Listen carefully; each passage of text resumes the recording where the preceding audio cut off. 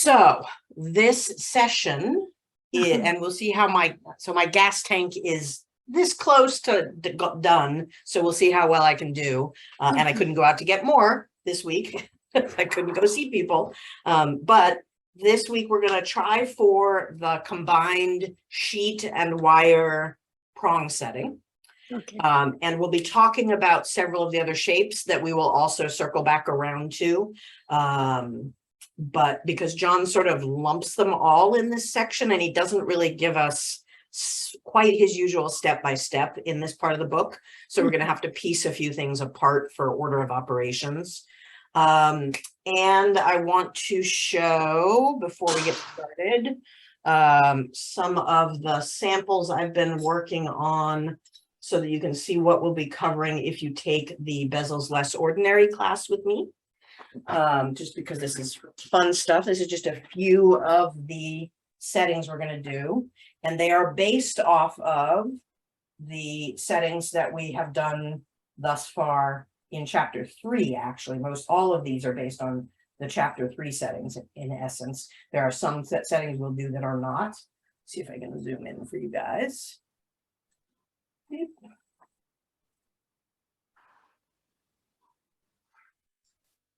Too close. Focus. There we go. So you may actually recognize this was one of the, get it in place. Yeah. This was one of the settings that we did during chapter 3 work. And it is just a shoulder or stick bezel. This is my favorite mod, where taking that and giving it a look like it's been layered and dimensioned and so on. So this one has a little faceting in it, has some cutaway and some layering. And I haven't set it yet, so this will be trimmed down at the point, but otherwise it'll be set and we'll see the material come around here and come around here. And it just gives a little more bling to otherwise a very simple step bezel. Looks like it's been built in layers, but it hasn't. It's been built out of a standard step bezel. And there's variations on those. John has one page of sketches that he does about variations you can do. This is the most basic, and these particular settings can be done for either faceted or cabbed. I find you get a little bit more interesting look out of the cabs sometimes, because the facets, you have to worry about whether the coulette is going to cut and show below what you're doing if you're taking away material.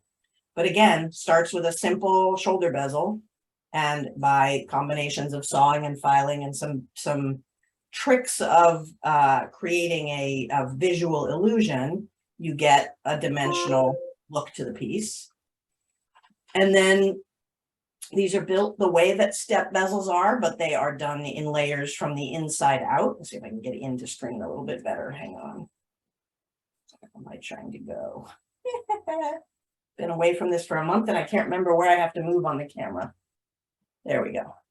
So this is using gallery wire and other things if you have other details that you want to put on to just make a simple step bezel. But they can get a little fancier. This one's a little sloppy. I'm going to redo this one at some point. And they add a little bit more bling. Get into the screen, Rachel. There we go. So they add a little bling. I like these a lot with faceted, but there's a couple of tricks of the trade you have to be careful of if you're doing anything other than round or oval. I like this one. It feels like it's Queen Elizabeth's crown to me. And this is using a combination of multiple layers of gallery wire and shoulder bezel concepts. So those are some of the things that we'll be learning in that workshop if you're interested. Any questions about those before I put them away? Okay. I'm excited. Pardon? I'm excited. Nice. Really, and I really did nice. send out the materials list to those of you that are already registered for that. If you didn't get it, you'll let me know via email, I hope. Okay. Then I wanted to talk briefly about what we did the last session, which was a long 4 weeks ago. We did some creating of the, we cut in our prongs so that we could do the setting. I don't know that I'm going to be much closer. This is this tiny thing. So this was the one that we did with a bezel burr, with a stone setting burr. And then we played around a little bit with the prongs. I can bring that over to the better camera. Let me bring these both over to the better camera so that you'll have a reminder about what we did last time. Zoom back in again. Gonna focus for us. Nope, little further out. Okay, so again, we did just for the sake of being able to practice a standalone stone that wasn't attached to anything. I just soldered on a little chunk of metal so that I could grip it in something without injuring the setting. And then you could cut this off and file it away or whatever. But generally, you're going to have your stone attached to something before you set it. And we did this with a setting burr, and then we finished off the various prongs with cup burrs and files. So I think we did cup burrs on a couple of these, and then I think maybe I filed that one. A little hard to tell, but those are just to give some variations, or maybe I didn't do any filing on that one and I did all the variations on this one. So this was the one that we cut in by hand.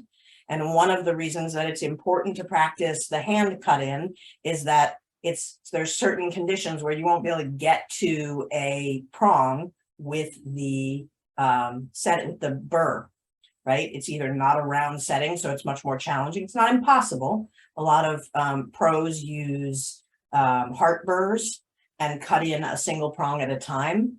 I do not have the steady hand for that so much. I'm going to keep practicing, but I don't have it yet. But especially if it's tucked in somewhere on a more challenging stone shape, you may have a hard time. So being able to get tiny files in there instead and cut in your prongs manually is a good exercise. On this one, we also did different finishes on a couple of them. I think I only finished 2 of them. So we did filed in sharp cut there. And then I did the using a very, very fine saw blade, probably an 8/0, I think. We do the split stone here, and that's done when it's almost all the way in position, so that we're cutting just until we touch down against the stone and don't saw any further. And then we're splaying the material to get that sort of claw prong. There's other ways to achieve a similar look. We could have done a double prong that V'd out. We could have set up the wires so that it had 2 wires coming out of one central point. There's a lot of things you can play around with on this kind of setting. But I want to point those out because those techniques are important to any of the settings we're doing in this category. And they will be useful on what we're about to do. We're gonna try for the pair setting today and see how far we should get through a pair setting, depending on how my focus is. And then we may start on prepping a marquee. And next session we'll then set the pair. So this is going to be a combo of prong and of sheet and wire prong. So as usual, I want to talk a little bit about what John is talking about in the book before we get into trying it. Because there's a couple of not quite gotchas in this, just places where I found I was easily confused. So we're basically starting the very first paragraph about specialized prongs is on 109 in the book. But really the heart of this is as we get on to 110. And it took me a while to realize that he's sort of just talking generally in this section. He's talking a little bit about the idea of making the sheet prongs and then the combination of how he does specialty wraps for shaping for things like pear and marquee. But he sort of jumps back and forth. So when he first starts talking about the sheet, he's talking about square or rectangular, but then he doesn't finish how do you go about doing that. He jumps over to how do you make the seats and the bearings for the marquee and the pear shape. And then he goes back and does a little bit of talking about piecing it together back on the squares, rectangulars, and triangulars. So in our case, we're gonna jump around a little bit. One point that he doesn't make clear as far as I've been able to find, and I've read it through a couple times, is whether there's a recommended order of operations. Do we put the wire or the sheet prongs on first? So I'm going to go with the wire prongs as the more delicate solder that I don't want my flame to get caught on other things, like a little channel made by the sheet. And then we'll add the sheet in last. But I have a feeling that there's benefits to either one and that there's detriments to either one. If we put the sheet on first, we've got a definitive, this is where our positions are. It's locking the height into place pretty nicely, making it a little easier to position the U of our wire.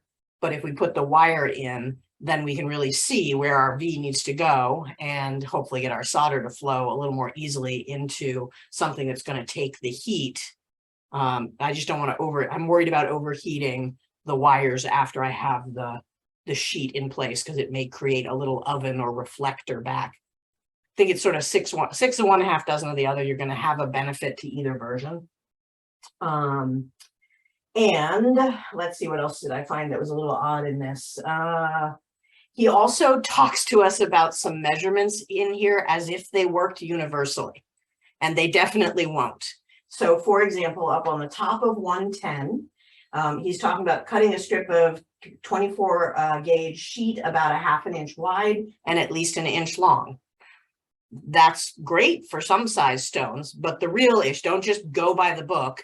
You're going to need to measure relative to the height of your stone. If you're working with a really deep stone, you need more material. It's got to be taller than 1/2 inch. So use some common sense about it. What he's really looking for is enough material that we go up above where our point is going to be on either the marquee or the pear or the corner of the square, whatever we're doing. So enough that we'll be able to make our fold down, which is going to behave very similarly to what we did when we were doing corners in the bezel setting. There's going to be some cut down on the corner, or there's going to be filing to give it that angled look. Both are going to, but we're going to use the experience we had from that to do these.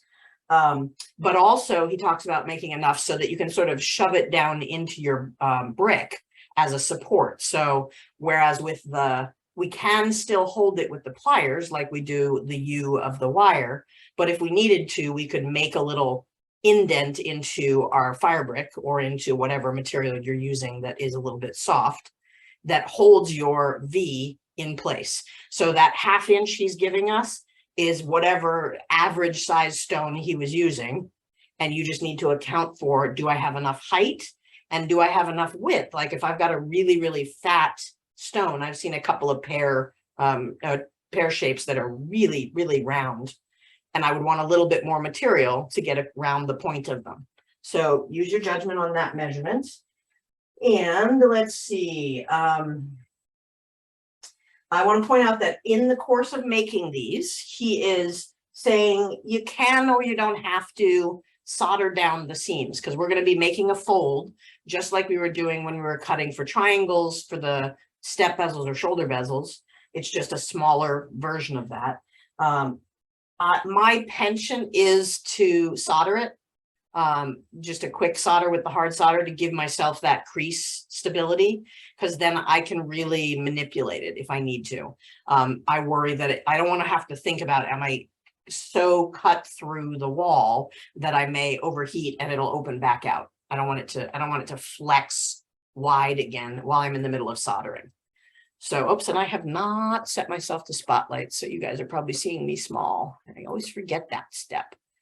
Spotlight, there we go. So I'm waving my hands around you in small scale, and what I mean to be doing is making it big.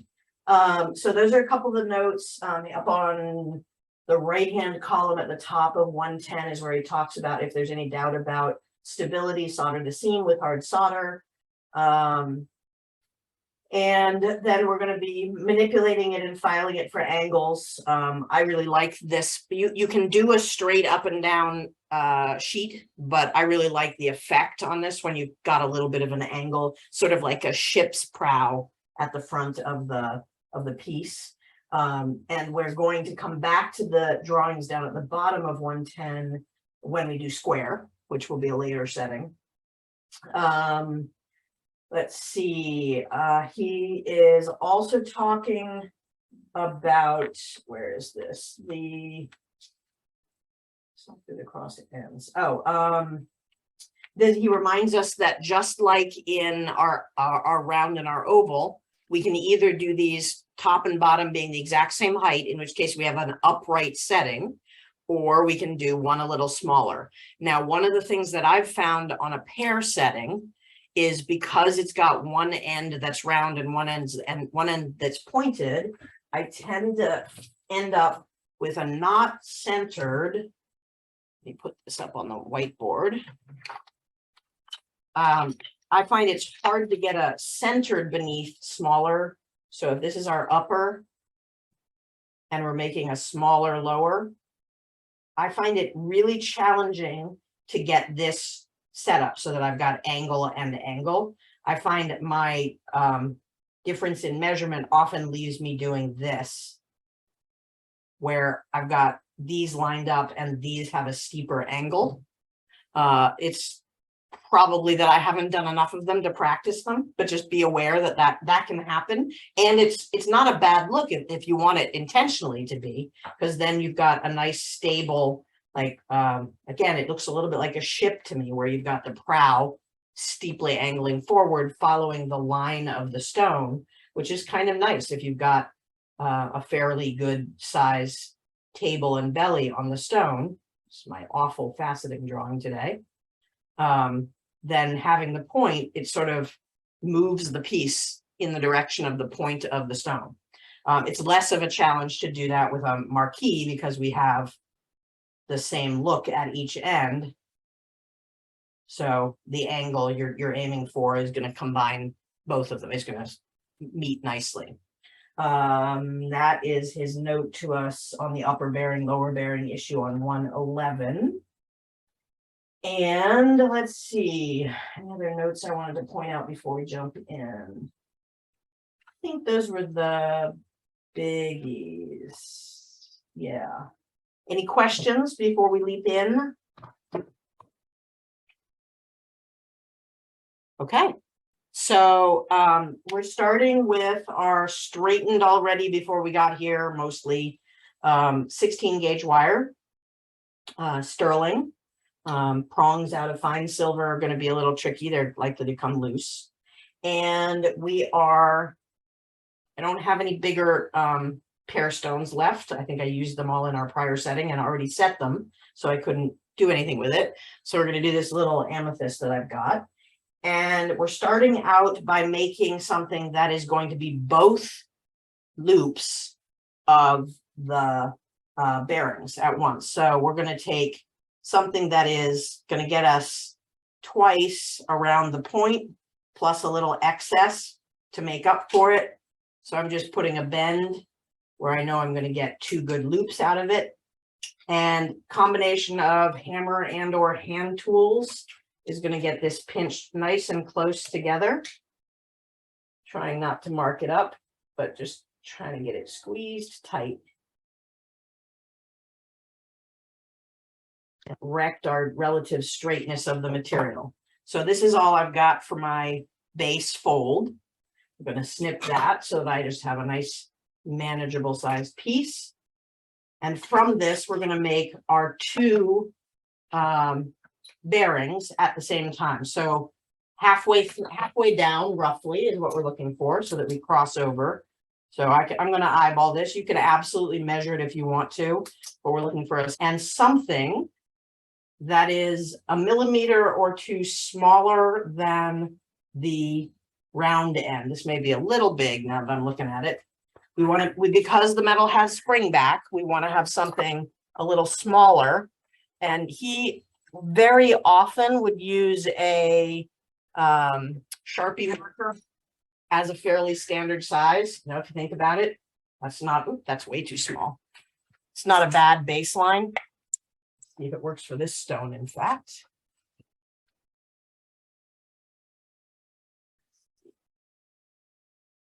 Yeah, that's probably not going to be too bad if I use the end of it here. So we're starting at that halfway mark and creating a pair that we want to cross over. And we're looking for something that's a little smaller. Now this may be too big. I'm gonna have to tighten it down. So remember that our goal is that the stone is going to sit on top of what we're making in that curve. So this one was a little too big. I got to find something the next size down. What do I have? Looking over at my, maybe I should have gone with what I had first. Just tightening it down.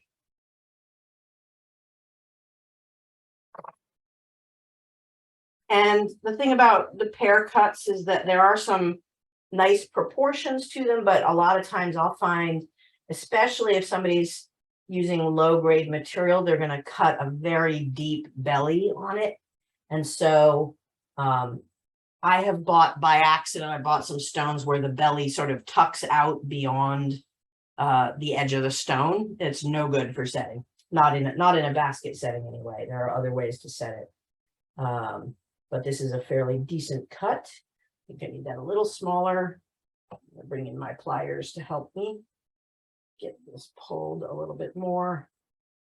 Squeeze a little bit from side to side. So my point on the shape of the pear is that sometimes you'll discover you need to manipulate it outside of the norm of the round that you're getting, but it's always a good starting point. So that's fairly close. I think we're going to need to trim a little bit more away for our top layer. I'm going to push a little smidge closed, more than that. It's got a lot of spring when I put this much curve in it, even though it was dead soft annealed. So that's making me pretty happy for a starting point.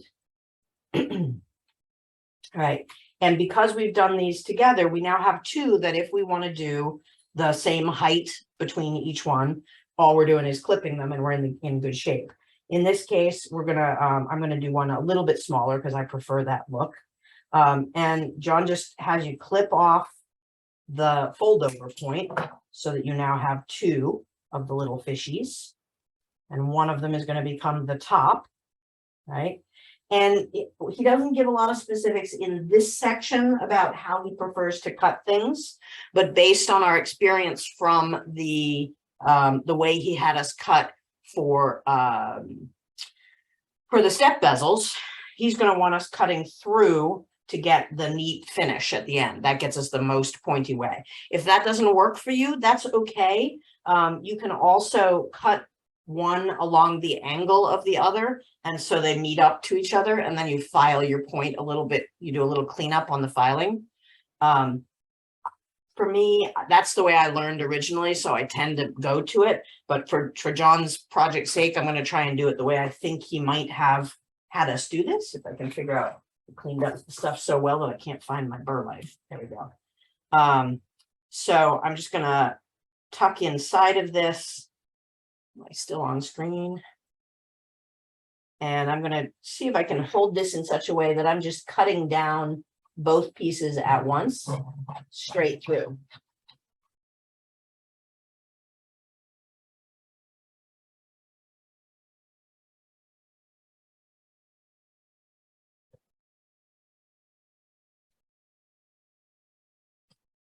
So that gives me some point, a point that'll solder together pretty nicely. Yeah, it's ish. I could probably have done a little bit cleaner.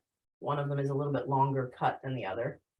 And do I think that's going to be too much overhang? I do think that's going to be too much overhang. So what I'm looking at is that I can still see the tip of the silver pointing beyond the point of the wire. And I do want it close, but I think I'm going to file this, because remember that on this end of it, we're putting sheet, which is going to rest right up against it. So I think I'm going to leave it there and solder this closed, and then I'll just file the little bit that I've got spiking over the edge, because otherwise I've got a fairly nice fit for my top seat. I'm going to put that aside for a second so I can do these at the same time, and I'm going to pinch this one closed a little more than I did the other one, so that there's some difference between the two. I want to take a look at what that relationship is going to look like. So it's going to step down a smidge when I go. That looks like a nice little amount. Again, getting in there, cutting forward.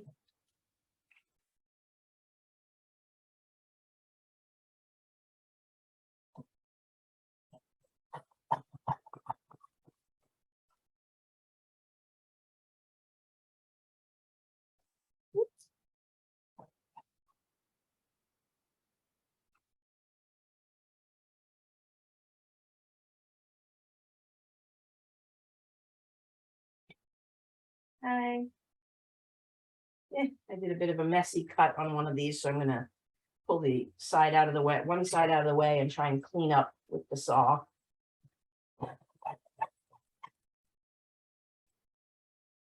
Just get that smidge of extra material off of there. Put it back.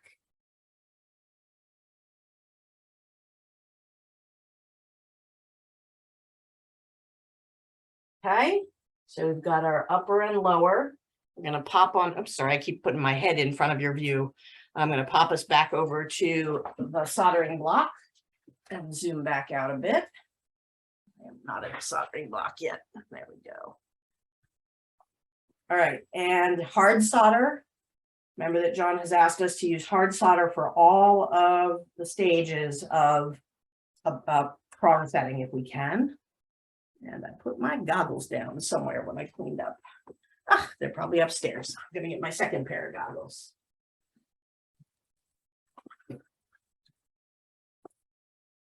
All right, so as per usual, I'm just doing the flux thing. And I'm going to use hard solder, small bits, and you can do this. So I do the pick soldering for almost everything I do, but this is a great scenario with it where if you don't have the pick solder control, you can take a pair of tweezers, put a piece of wire solder down on a flat space, lift your piece that you're soldering up and rest it on that solder and draw up. I'll do one of these that way. Or you can just use tweezers and plonk it down. Whatever makes you comfortable. My torch is going to light. Yeah, we're good. We got enough gas. All right. As with other things that I'm soldering closed, on silver, I'm heating from the back side first of the seam, opposite the seam, so that it pushes close together as it closes up instead of opening wide, and then drawing the solder up. So that was the one that I had resting on the solder. And then I'm going to do this other one as a pick solder. 6 of one, half dozen the other, whatever works for you. I do want a little more solder on the one that I drew up though. It's a little wussy looking on the seam.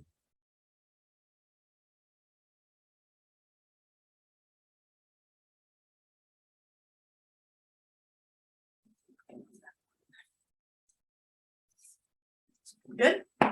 Okay. So we've now got an upper and a lower bearing. And I'm going to pop back over to the bench to do a little cleanup.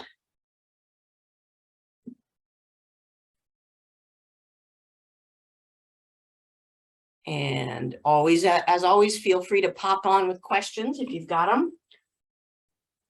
On these, I'm just grabbing a barrette file.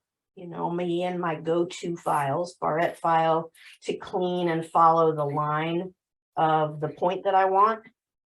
I don't want to be taking too much material off, just enough to make sure that I have a flat-ish surface and a nice point for where we're going to attach the sheet solder. I mean the sheet prong.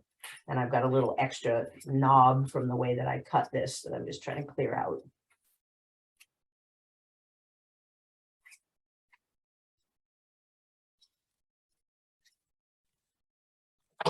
And this is a good point to check your shape and see if you like it. So for example, I really like the shape of the top one. It's got a good fit for the stone, but the bottom one is a little bit wonky on one side. It curves more round on this side than it does on that. So I'm going to grab my half round pliers which is probably the plier set that I use most. And I'm just going to do some gentle manual reshaping of it till it has a more even belly. Makes me a little happier there.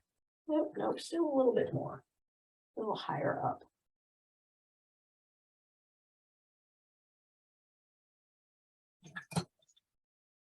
If you have mandrels, you could absolutely do it on that.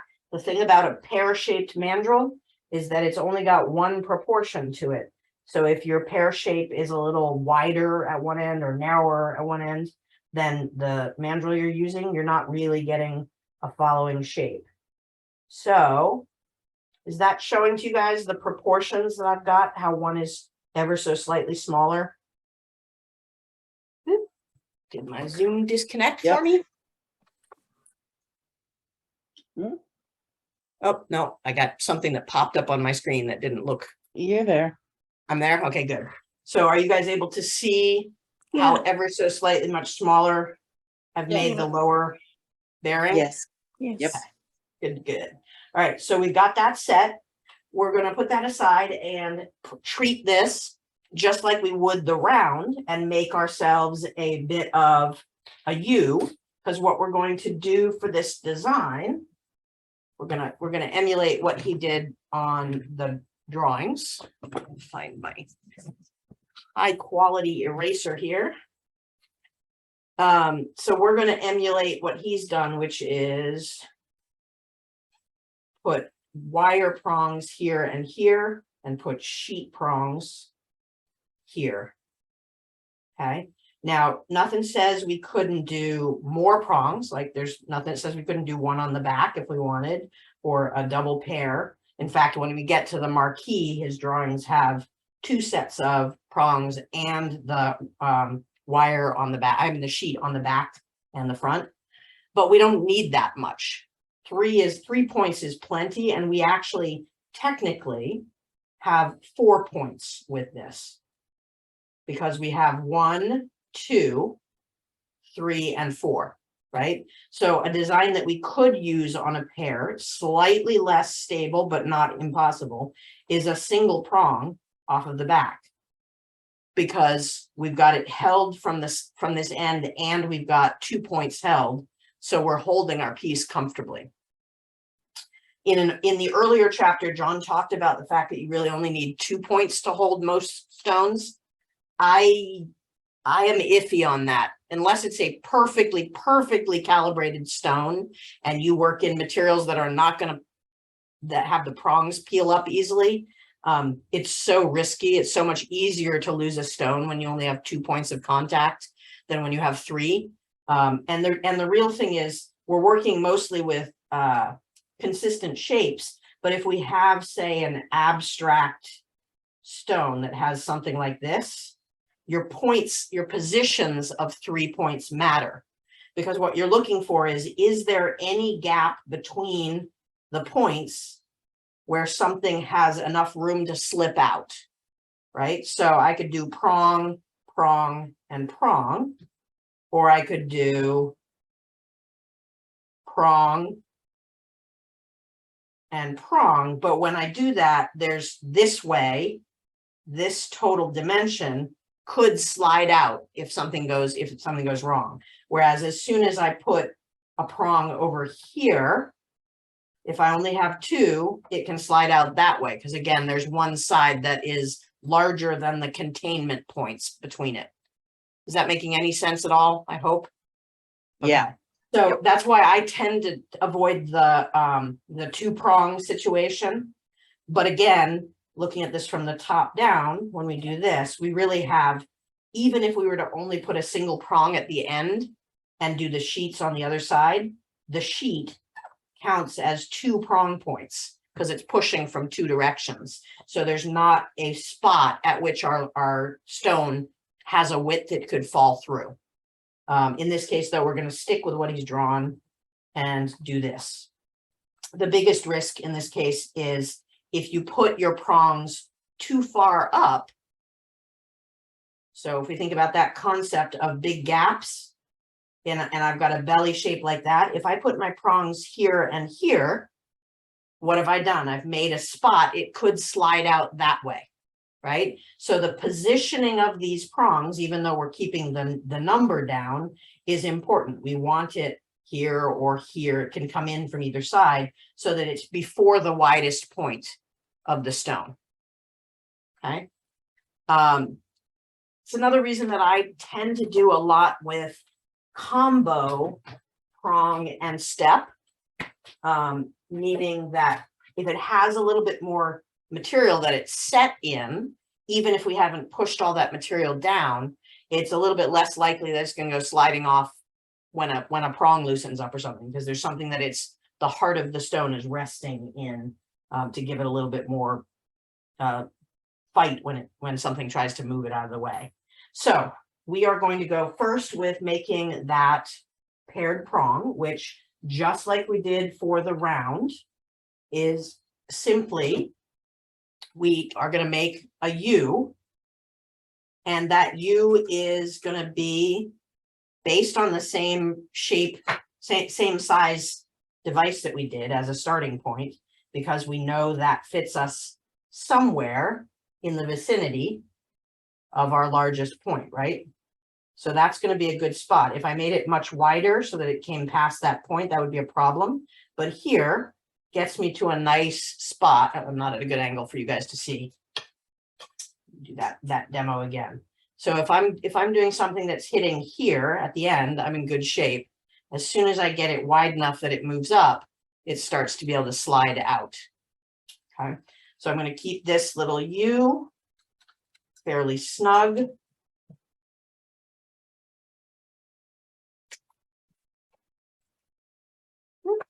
Again, my straightened out 16 gauge wire.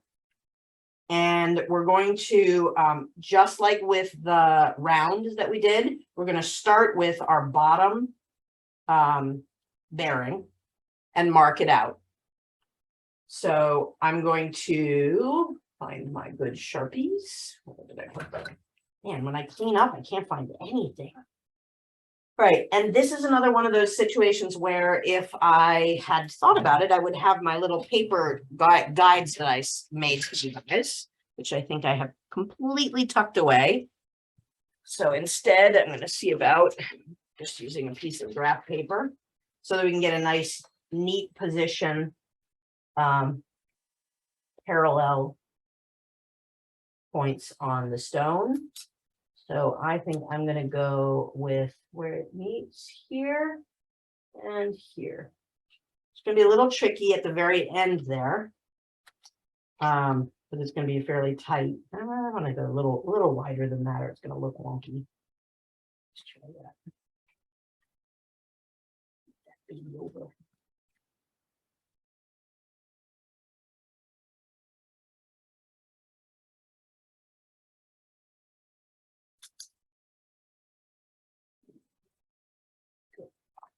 That.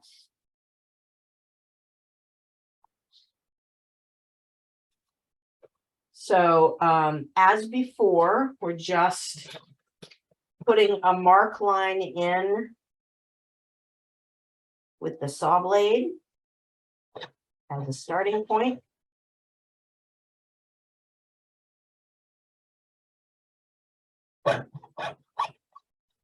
And we don't cut both of them yet because we only want to mark and measure once we've got things in position. And this is the deal where we start trying to get the angle that we want this to go at, meaning we're working not straight up and down the wire, but at the angle we expect to hold the prong. So let me get out my little files. This is one that is easiest to start from the saw blade mark with a triangle file. And I'm going to work. Ooh, I forgot an important part. I did not mark which is top. And I want to always know which is the top. So that's going to be my top. And I don't mean top of the pair. I mean the top of the bearing that I'm working on so that I keep my angles consistent. So I'm working at the angle upward that I expect my bearing to sit. And I'm doing the first bit with the triangle file.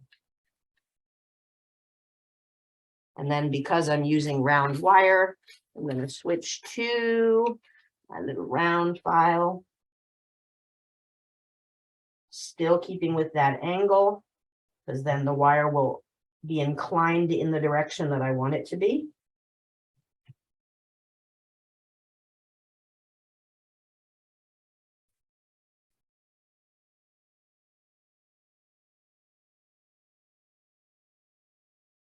And now we're going to take this. Oh, I got to tighten this up a lot. This is way too big for this angle that I've created.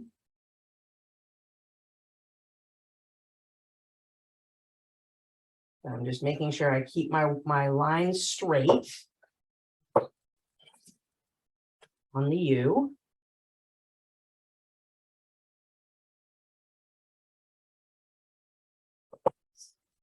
Close to what we're looking for. It's very close to what we're looking for. All right, so we are now at the stage where we want to grip it with the magically modified tweezers.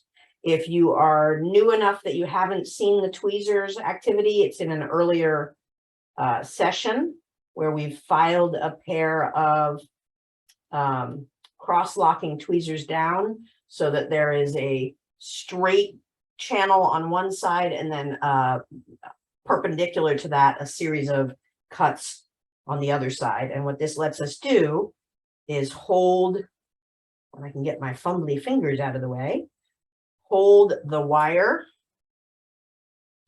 in one side of it and hold the bearing in the other. This is going to be very tough at this particular angle. Yep.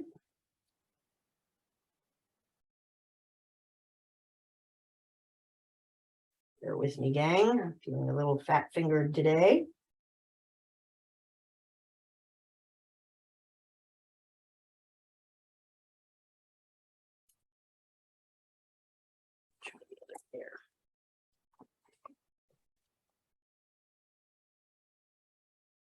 Hey, Rachel. Sure. Hi. What's up? What gauge? I just came in. I'm sorry. I have Oh, guests no on my worries. phone. What gauge are you using for the prong setting? 16 gauge is what he recommends for these, unless you're making a much smaller or bigger setting. And I'm just having a really hard time holding this in place. And then the sheet that we're going to use is 24 gauge. All right. Thank you. Okay, so unlike the round one where we're doing opposite sides, this one's a little trickier because we've got some angle and a bit more than the curve, the curve of a circle. But you can see I've got it gripped in there. And again, we grip one side, we're going to solder the other side, and then we'll flip our grip around. Gotta make sure that's positioned as well as it can be. It's not close enough. Hang on a sec.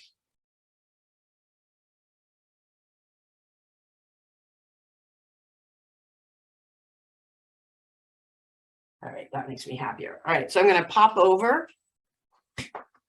And I will not do the magical, all the things in my hand that John can hold and juggle like he has 5 hands. I'm going to do mine resting against the brick like that. And as a reminder from our earlier sessions, what we're looking for is a light, quick flick of the flame. And we're going to be using tiny bits of solder. I do not have any chip solder out, but I'm Change your camera. Oops, it didn't change. Hang on a sec. Thank you. Thank you for that. So this is one of the situations that I do like chip solder over wire solder. But again, if you don't have chip solder, you can either hammer or roll out your wire solder to give yourself something that you can cut up into pallions, which is what the little chips are called. And this is one of the hardest things for me. John uses a 1 or sometimes even a 2 flame for almost everything he does on the torch tips. I was early on taught that for little things you go down to a littler flame, but a smaller flame is a more concentrated flame. So it doesn't actually always spread the heat in ways that are good for you. It's different if you are doing gold work, which needs more specific focused heat. But for what we're doing, we need that broader flame. I'm not quite positioned where I wanted it.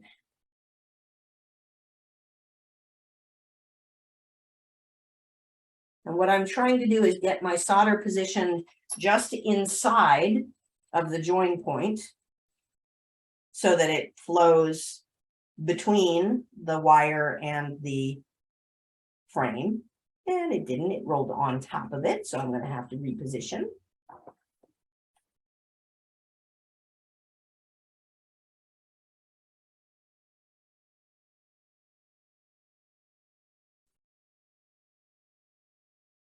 Got to be careful because this gets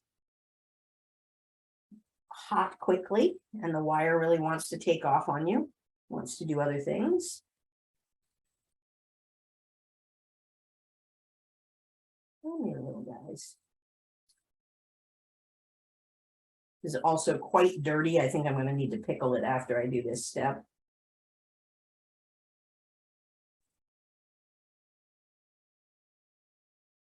There we go. That makes me happier, except that I've now got an extra blob of solder that I don't need. Okay. All right, so we've got one side soldered. Quench it. See if I can do this other side before having to pickle. I'm going to check my connections to make sure that I am still at the angles I want to be at and in the slots that I want to be in. I'm in the slots. I'm at a little funky angle. So I want to play with it a little bit to try and get them straight relative to one another. And then I'm just gripping the opposite way. I'm gripping the one that I just soldered and making the point that I need to solder next accessible.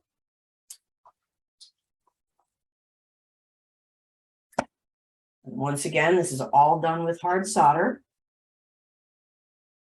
And I'm doing a lot of light flicking of the flame rather than focusing the heat so that I don't overheat the wire, which is super easy to do. That's the biggest mistake I make on a regular basis with this. Come on, flow where I want you. There we go.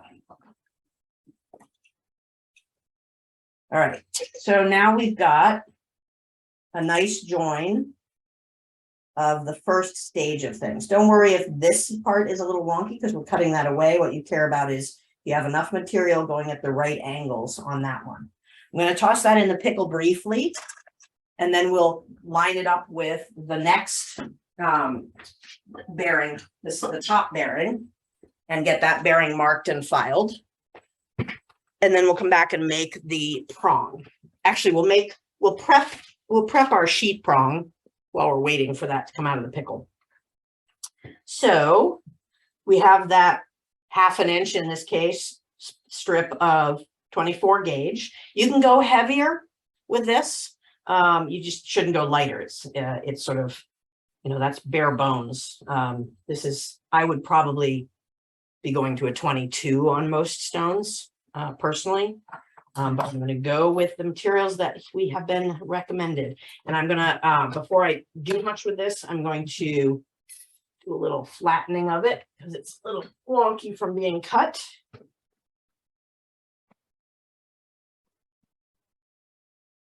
And he tells us to make a little 2 millimeter strip. But again, this is one of those measurements that is going to depend on your stone.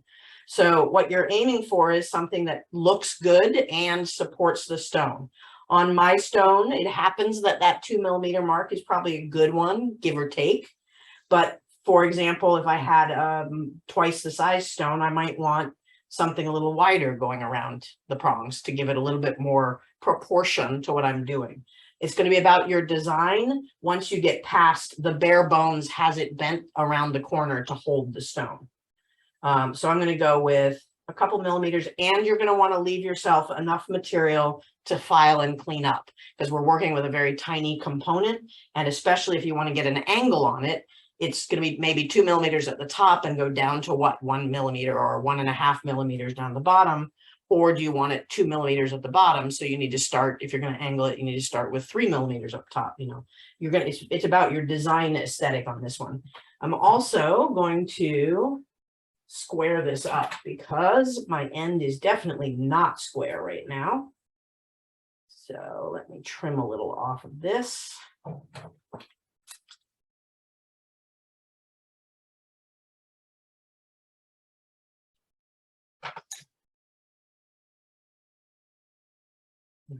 I'm using 24 gauge, so shears are completely reasonable. If I did this with a saw, I would make it far less square, not more square. All right, and then once I've got that, I can score.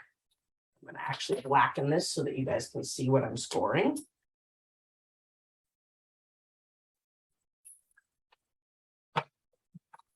So I'm going to score 1. And then I'm going to score another from that score mark so that I have universal measures. I can touch that score up once I've started cutting in.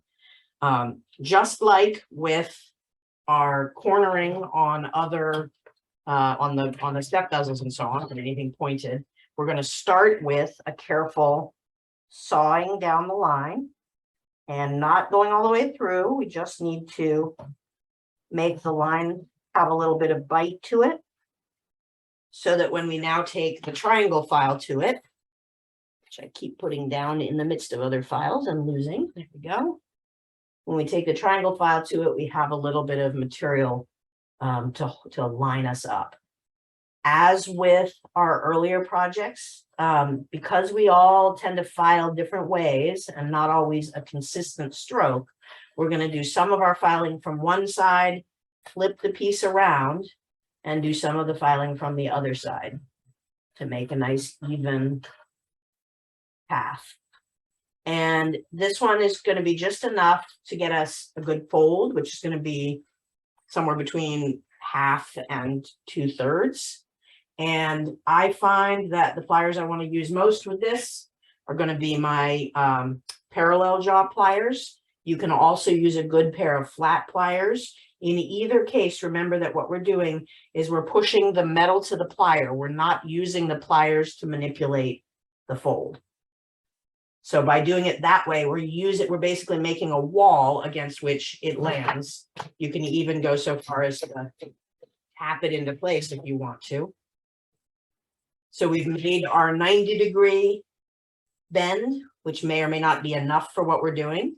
And then we can cut off at that second marker, or we can remark if we want to check it, but I think I'm pretty confident in that first mark.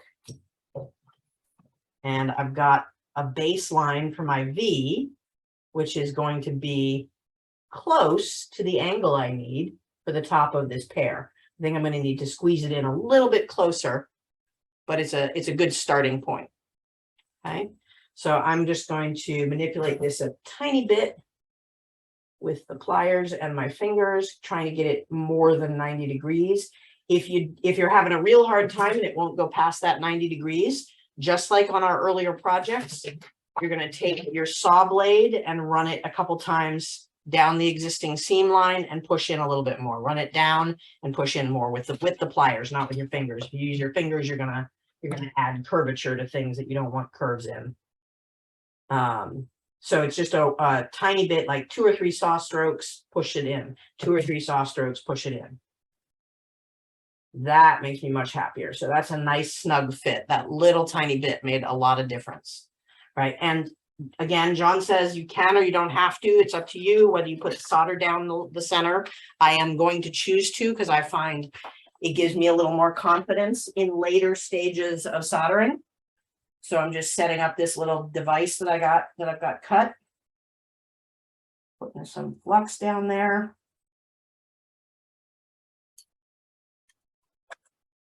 And dribbling a little bit of hard solder down the center.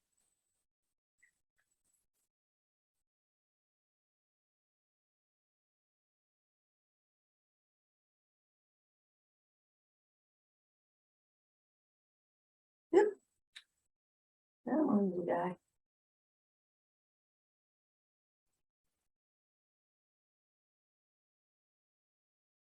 Go. Got halfway down, got a little at the other end.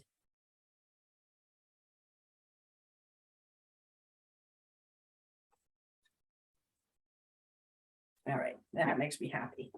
And all that does is fills back in what we cut, gives a little bit of strength, makes it harder for it to flex away from us. So I'm gonna toss that in the pickle while we pull the other one out and start working on part 2. The prong layer. The wire prongs as opposed to the sheet prongs.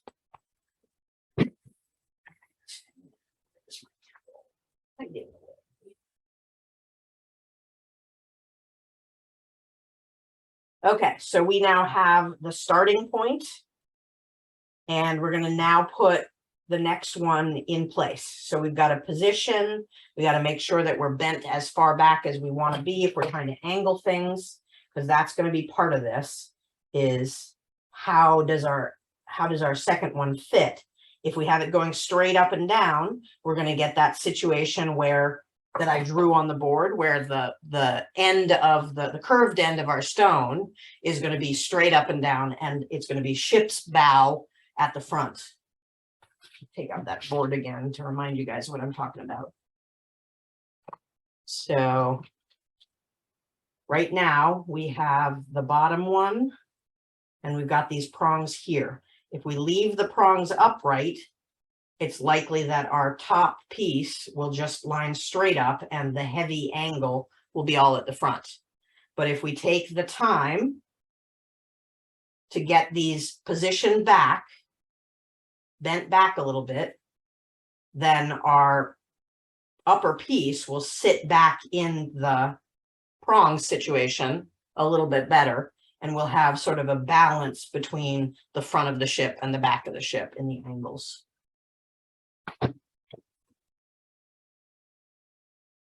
So, and the more you are careful about your filing to get it following that angle that you want, the easier this part of it is going to be for you, because it'll naturally want to go on that incline that we're looking for.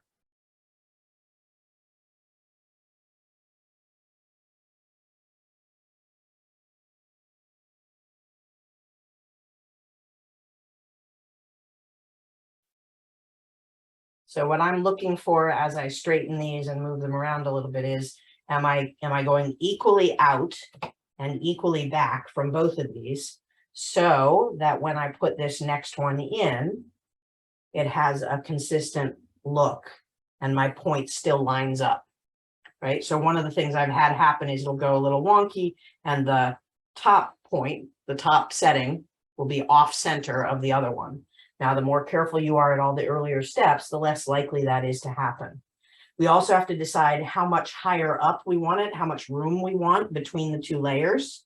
So you may want to pop your stone in and just make sure that whatever you've got, the coulette is not sticking out below the bottom of the bearing, right? Because we don't ever want that to be able to hit something like somebody's hand and poke them, or something if they tap a piece on a metal or wood surface or something, it might chip the stone. So we need to be protecting it, which means I can't be super down close with this one because the coulette will stick out. So I need a little bit of room between the two. So I'm going to give myself about 1 millimeter at this point. And I want to make absolutely certain that my points are lined up. And then I'm going to mark one at a time on these. When we were doing the round ones, it was, you know, you can do the opposites, but I want to mark and trim and file one, make sure I've got it fitted well, and then mark the second one to make sure that it still fits well.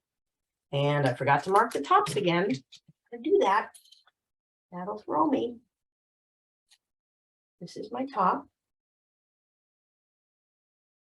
And again, remember your angles, we're still going up and back at that angle. So we're going to put our initial cut line in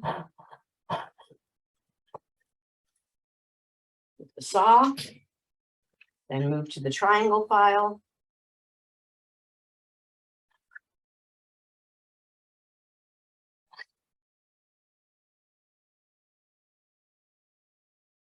I'm trying to keep the angle that I've been building from the base.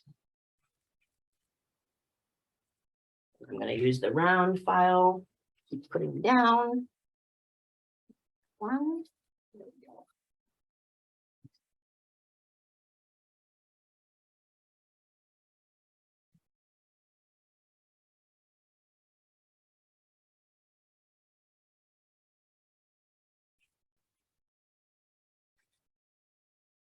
All right, and then I'm fitting it back in and making sure that my point is still above the upper bearings point is still above the lower bearings point. If it's tweaking out a little bit, we got to reposition. We have one point that we've committed to. So we need to figure out what we need to adjust to make those points line up. And usually it's just a little bit of rotation and pushing in of one of the prongs.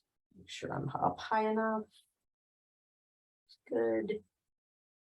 Gonna mark where I want the attachment to be so I don't keep losing track.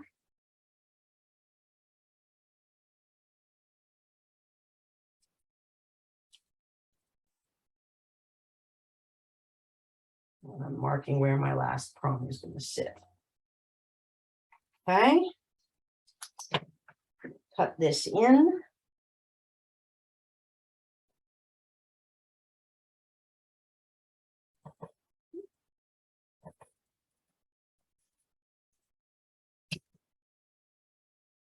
Triangle file. Trying to follow the angle that I want it to go in. Always conscious of the top versus the bottom of the bearing. Switching to the round. Check it.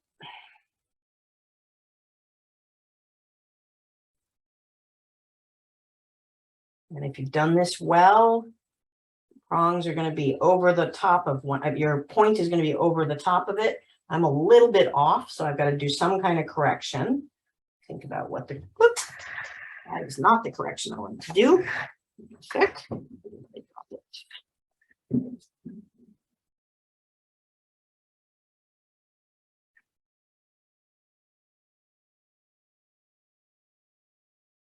Oh, so my height is not the issue. I'm trying to do to push one of these pegs back, prongs back a little bit.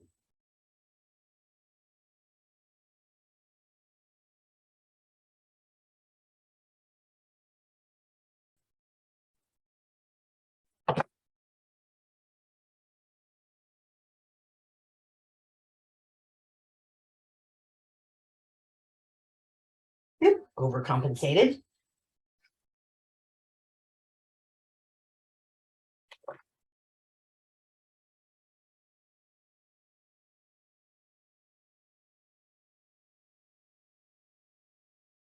Still too much.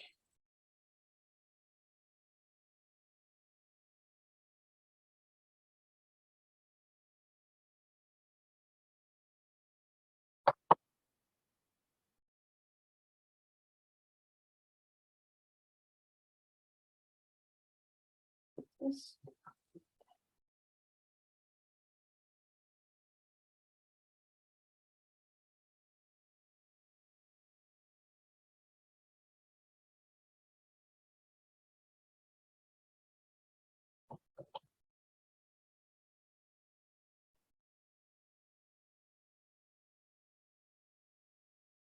All right, that makes me a little happier. Okay, so we are now at the point where we make sure we've got the height we want. We're getting the grippy tweezers again, which I put down here. And position.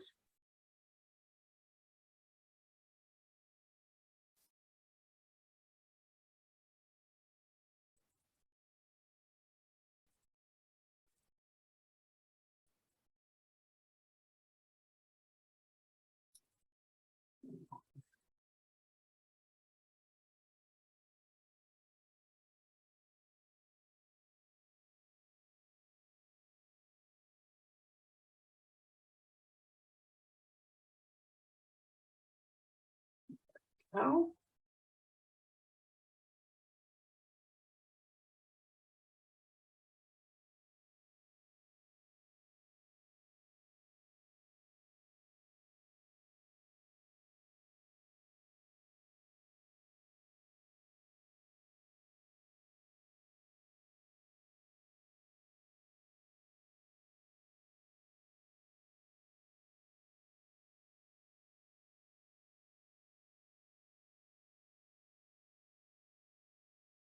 Okay, sometimes I find that one side is fussier than the other, so I'm going to do whichever side keeps itself in place the best first.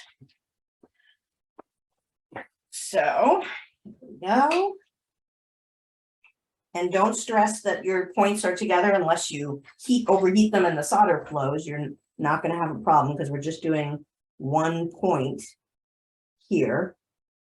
This is what we're hitting. And you do have a problem if it wants to jump up the height that you don't want it to, even if it wants to close together. I need to get this a little happier with its position.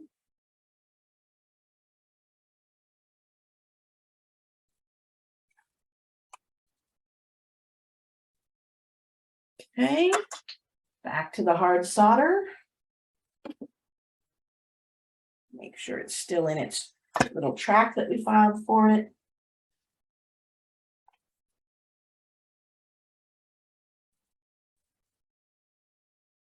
Tucking that solder ball in. Trying to tuck that solder ball in.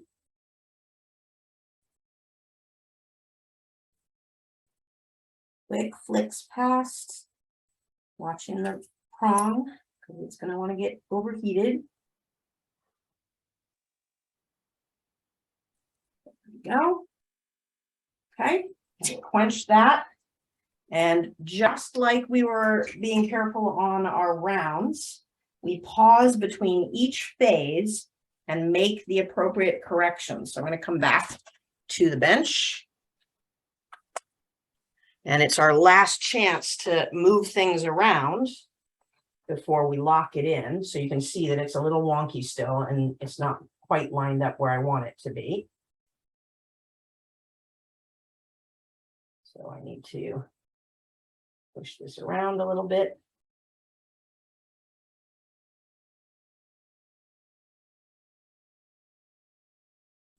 Position it a little better. Make sure that my height is consistent. It's not yet. It's a little taller on one side than the other. That's better. I'm still not liking where my point is landing.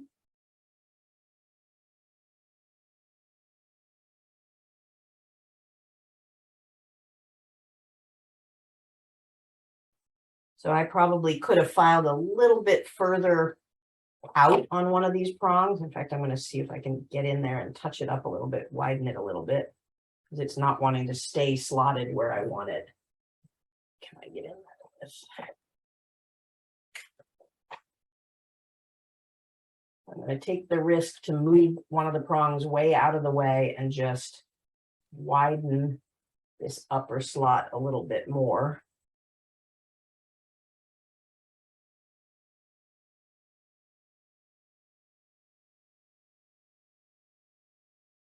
And then straighten the prong.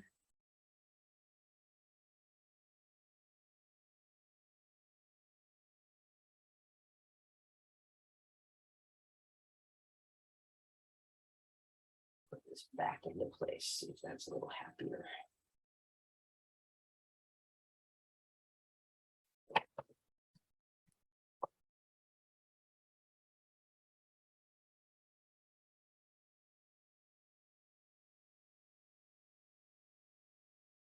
Yeah, that makes me a lot happier. Okay, so now we grip the side we've already soldered, giving us access to this last prong position that we need to solder.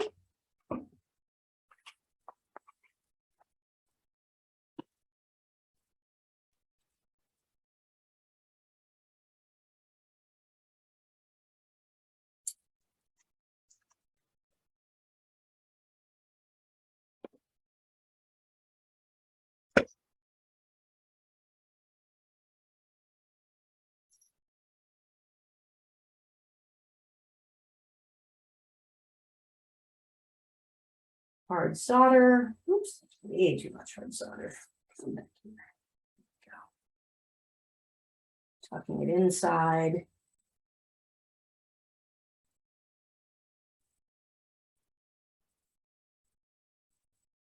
Watching all of our other seams to make sure that we're not overheating them.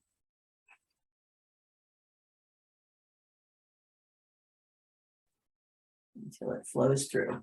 So if I haven't said it out loud, what I'm actually doing when I do that little flick soldering is I'm putting the solder in the corner out one side and heating from the opposite side, waiting for it to flow through. So when I stop, as soon as you see me pull the torch away, it's because I've seen the solder flash on this side opposite the bead of solder I've done. Except in the course of that, I got out of alignment. So I'm going to have to do an emergency surgery on this one.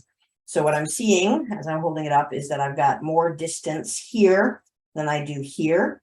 So I'm going to see if I can manage a surgery. I'm going to try and make it flow and pinch it slightly closed while it's flowing. We'll see if I can do this magic trick. So I don't want to keep the steel tweezers too heavily in.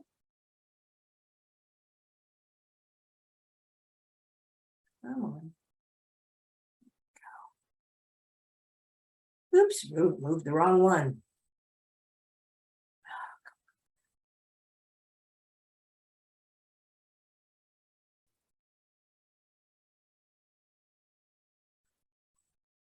Well, it improved, but it didn't improve a lot.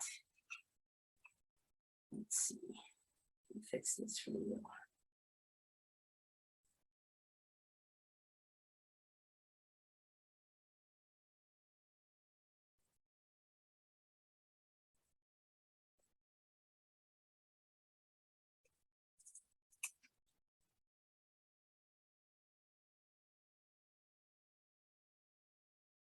I don't want to overwork it, which I'm pretty close to.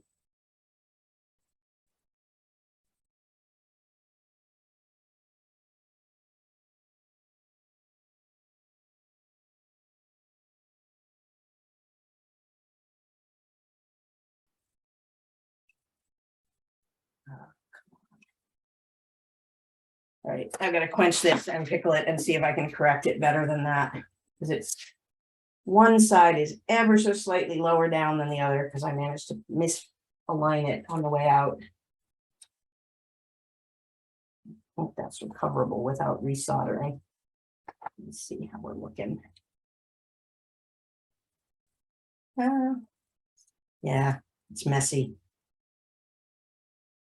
All right, I'm going to pickle that. So what I'm showing you guys is the mistake that I made is that I let one of them slide down a little bit as it was going. So I've got a narrower gap here than here. And I was trying to fix that on the fly to not enough success. So we're going to have to undo some of the soldering, but I want to take a look at it when it's clean. These are the trials and tribulations as we go. And meanwhile, we will work on cleaning up the shape of the front prong a little bit. Actually, before I do that, any questions so far? If one of them is how do you avoid doing that gap issue? The answer is it's a little bit tricky. One of the things he talks about in this book is using something as a divider, which you could do with binding wire. You could make a U and put it between the rings, which I'm a little reticent to do that on something so small. I find that the benefit of the steel versus how much it gets in the way is a delicate balance.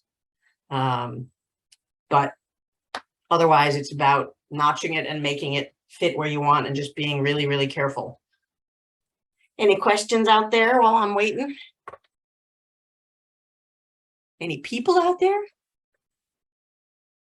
Yeah. Okay. All right, just- so, We're just breathing. mesmerized. pardon?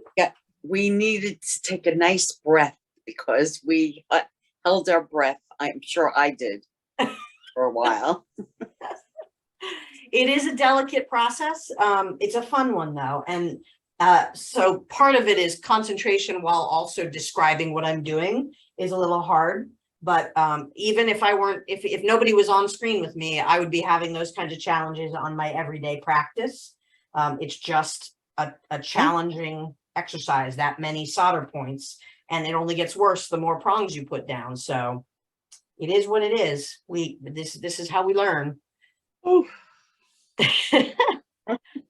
At least it's fun while we do it. I mean, it may be stressful also, but it's fun.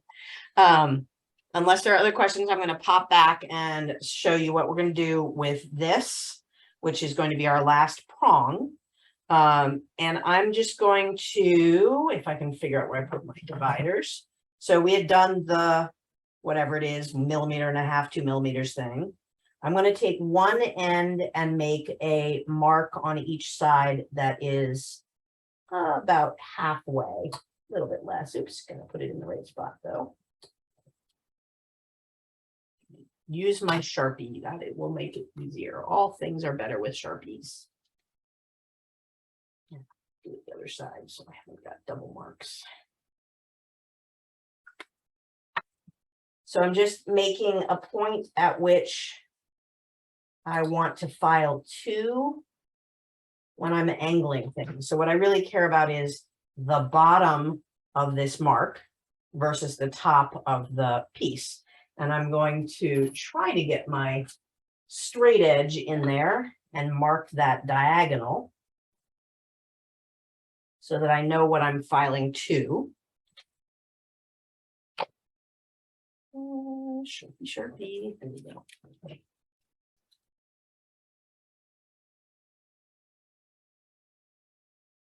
So from top to baseline, and from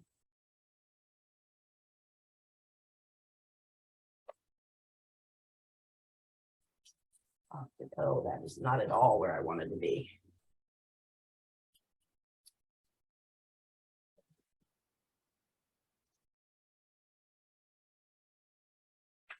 Okay, and because I have told you before, I'm a lazy jeweler.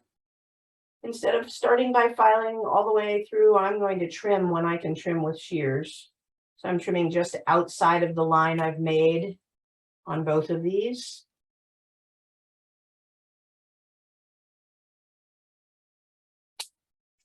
So I've now got a little bit of a V curving down, which I really like in these kinds of settings. And then I'm going to do a little cleanup with the barrette file, just to make sure I've got a nice neat line. I don't have to worry about the very top and the very bottom yet, because we're going to trim a lot of that away as part of this exercise, as part of the once we've soldered it exercise. Okay. So just enough to keep it clean, make sure that I've got equal measurements up there. That's looking pretty good. So that's going to be our front point on the stone. That doesn't show very well there, does it? It's going to be the front of our bezel, and it's going to ideally tip back a little bit because we have a smaller bottom bearing than we do top bearing, and because we've got that nice angle in there to give it a little bit of that look. Okay, let's see what we got for damages on the base piece and see how much repair we're going to have to do. Get out of the pickle.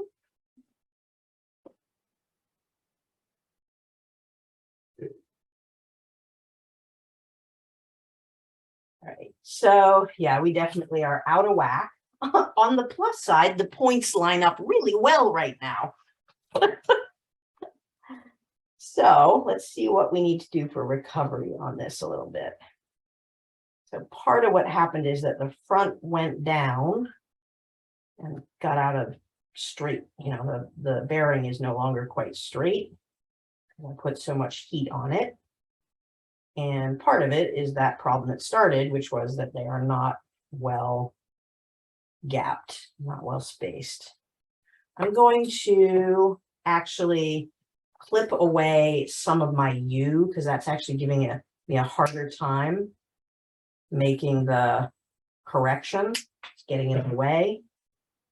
And I can see what I need to straighten.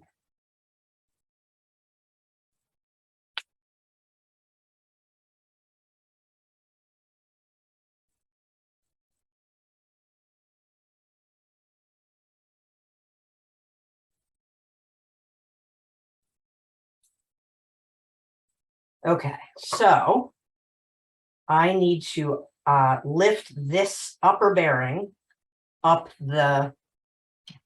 this specific bezel. I mean, this specific wire. I need to go up on that.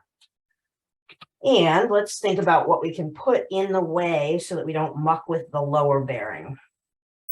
I think this is going to be a case where I'm going to grip it a little differently than I was and try to use the tweezers as a bit of a stopper. No, there's not enough room for that. Let's see what else we got. Well, maybe if I just hold it. So normally we're soldering on the opposite side from the tweezers. In this case, I'm going to try and use the tweezers as a bit of a heat sink. So I'm going to try and keep the tweezers just below the point that I need to unsolder, which is I need this seam to unsolder enough that I can lift it a little bit on the bench while it's flowing. So let's see if I can work that magic.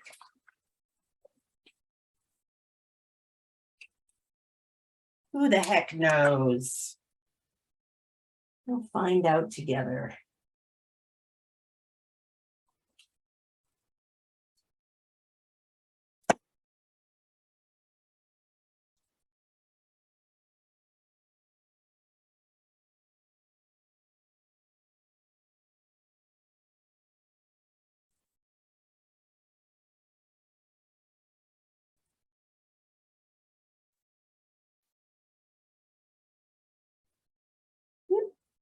Too high.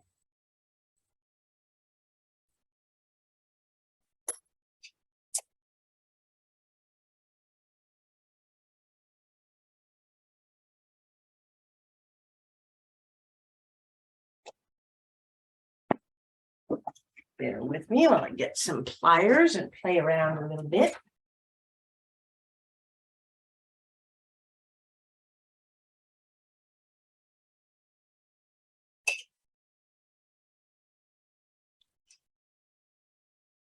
So I need to split the difference between what I just moved it and what I want it moved. So let's try. There's the right track. I just pushed a little too much as I was adjusting. So let's try a different position so that I'm not fighting gravity so much.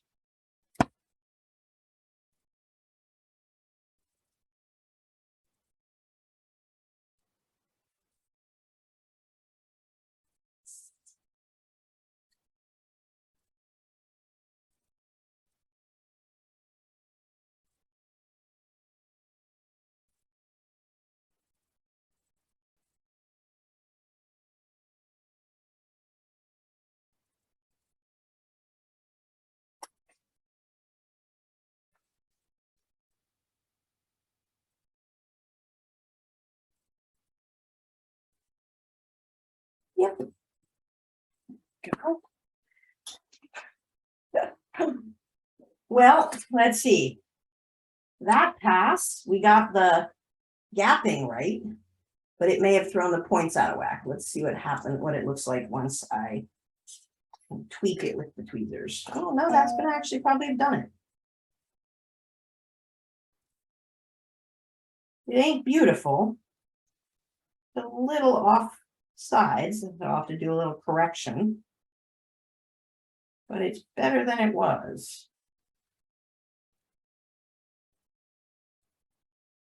So now we've got a more consistent gap.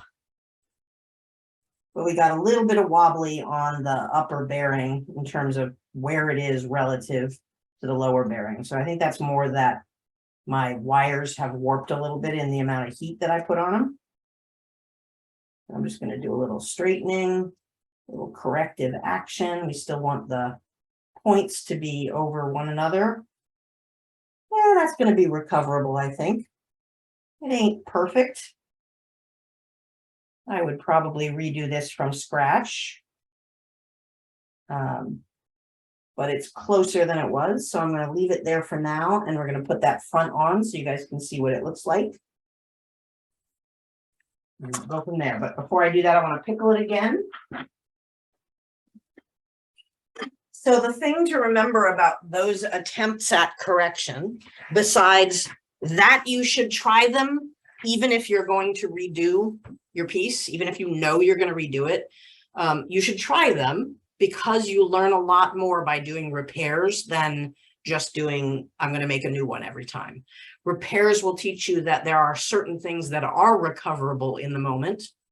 And that just because it's metal frozen to metal, it's not stuck, you know, like it's not literally the done and done, but you'll learn things about solder in particular. So for example, on this, remember that hard solder has less of the components that melt off than medium solder, which has less than what's in easy solder. So hard solder, you can get to reflow a couple of times. Medium solder, you can get to reflow a few more times than that.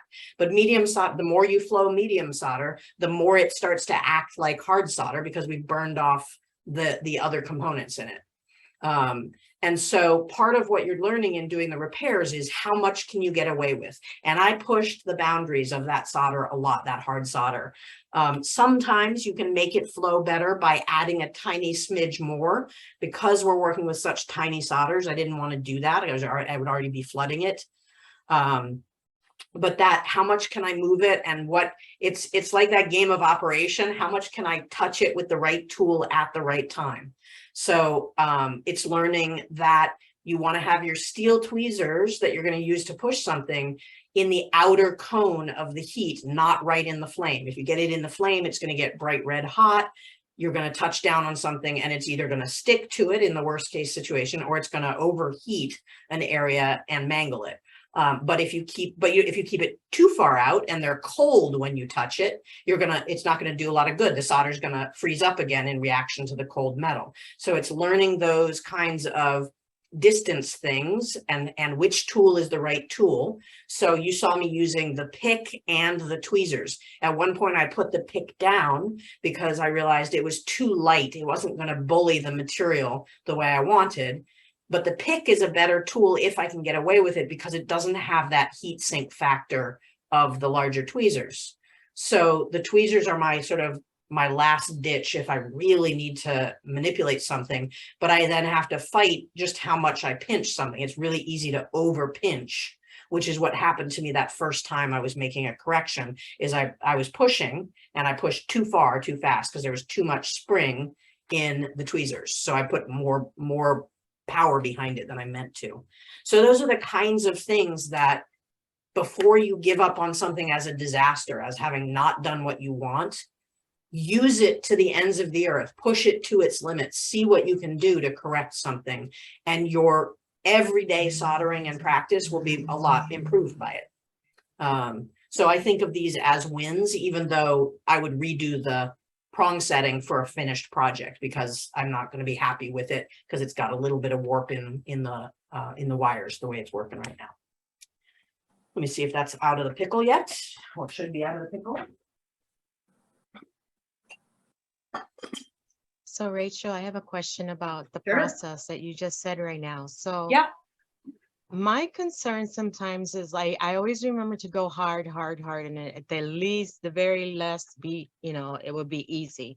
But if you have, like, for instance, a bezel that is silver, the heat on the bezel is a lot different than sterling. So my concern a lot of times is the hard solder with the hard solder. If you're adding it to the bottom, for instance, the back plate, then I'm concerned with melting the bezel itself. So you mean when you're using a blend of fine silver and sterling? Yeah, like what they say, it's good to use the fine silver for the bezel, so it's a lot easier. So it depends who you talk to. Okay. Yeah. That's what I've been doing. Okay, So John would have you use nothing but sterling, even in your bezels, because fine silver will move more than sterling silver will. Sterling silver is a little bit harder. And for that reason, a lot of people like fine silver because it's easier to bezel set. You can push it easier, right? Yeah. So a lot of people, and I confess, I use a lot of fine silver in my bezels. But that's not that. So if I'm using a fine silver, I'm going to go a slightly heavier gauge than I would in a sterling. So it has less likelihood of movement. You can't go as thin in a fine silver, certainly. But there are purists out there who will scream at you if you use fine silver in your bezel walls. I'm not one of them, like I said. Then there are people who say the only thing you should ever put any precious stone in is white gold, because that's the hardest of all, and it's going to hold things. So like you put all of your diamonds in white gold. But the fine silver will actually melt at a higher temperature than sterling silver will. And so your hard solder melt point is closer to your sterling melt point is closer to your fine silver, but fine silver also wants to fuse. And when I teach intro classes, I teach students using sterling silver before I introduce them to fine silver bezels, because the look of sterling silver, the look of fine silver when it is getting its skim coat, fusing, but well before it's going to actually melt, looks a lot like what solder melting looks like. And so it's hard to tell the difference between, am I melting my bezel, my fine silver bezel, or am I flowing my solder? If you've got sterling, the oxidation helps create less likelihood of the skim coat, so you can learn what that glow of the flow of solder is first. Once your brain has it, you can more easily distinguish between the gloss that you get when fine silver is starting to skim coat and the flash of solder. So what you're thinking of as I'm going to melt my fine silver is more likely I'm going to melt my sterling than you realize. It's not that you're likely to melt your fine silver. Unless you have a radical different, like if you're putting something down to a very thin back plate with a very heavy wall. I always try to make my walls thinner than whatever I'm attaching them to. It's not always possible, but those are the kinds of factors. And again, push your boundaries. So next time you're working with a combo of fine and sterling, see how far you can go. And in fact, one of the great exercises for learning about melt point and flow point is take some scrap of known fine silver and take some similar size scrap of sterling silver and some scrap of each of your solders and put them out on your brick near each other, but knowing what the order is, and heat them equally and watch their melt points. Watch what they look like when they flash, watch what they look like as they ball up, and see how much it takes to get them to flow. So yeah, I think you can push further than you've been pushing is what I'm saying. Okay. And learn something from it. Yeah. Yeah. Other questions before I go back to our only slightly out of whack bezel? I mean, prong setting. Yeah, the whole soldering thing is just wonderful. For you. Yeah. You got it. But for me, I'm still like, as soon as you can get yourself to stop stressing about the immediate and just start watching what's going on. I find that a lot of people, their biggest breakthrough comes when they stop looking at the where the torch is going and start looking at where the solder is responding. I know that's a subtle difference, but as soon as you start to get that in your mind, you will be reactive to the effect rather than reactive to what you think should be happening. Meaning if you're watching the torch, you're thinking about, am I heating the right spot? Where is it going? And if you're watching the solder, you'll be going, hey, it's not doing what I expect it to do. And you're going to start adjusting your hands naturally, or your torch position and so on. So to me, that's one of the biggest leaps that people make is when they finally go, let's pay attention to the flow and the heat instead of to the torch.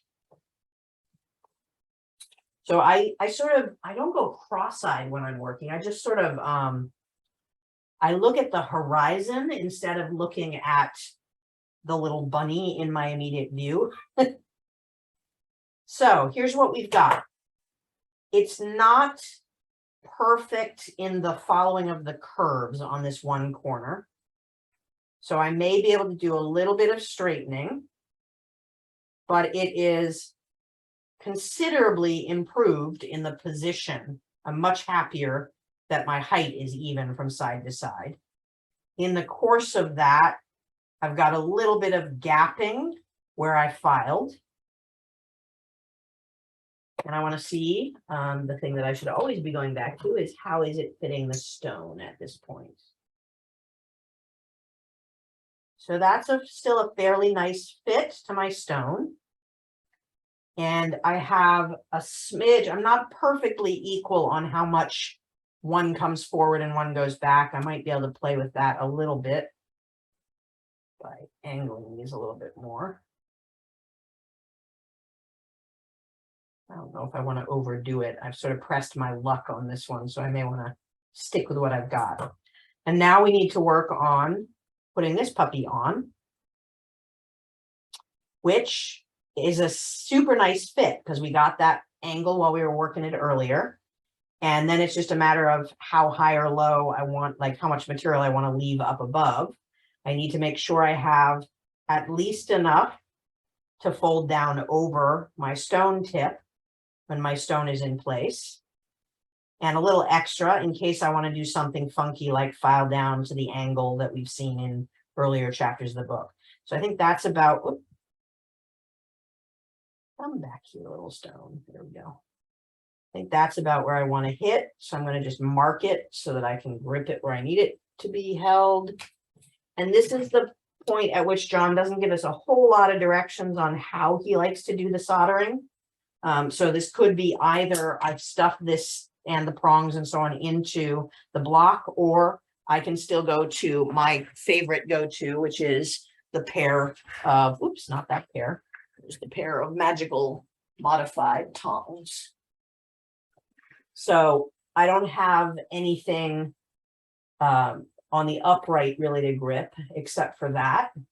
And I'm going to use the verticals to grab right where the setting sets. And I need to make sure that before I even solder this in place a little bit, I need to make sure that my gap at this end is on par with my gap at that end. And I can see that it is a little wider open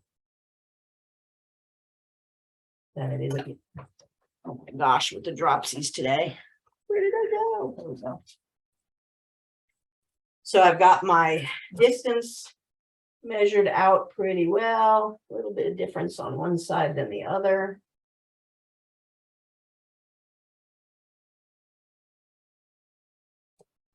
And then get my plate in place. And this is one where if we're gripping with the tweezers, the steel is going to want to steal that heat.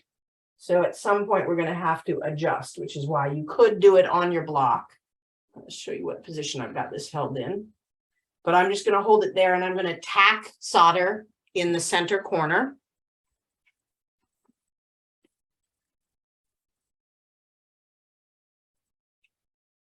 So we're setting up here. Do the flux as per usual. So I'm tack soldering up at the top.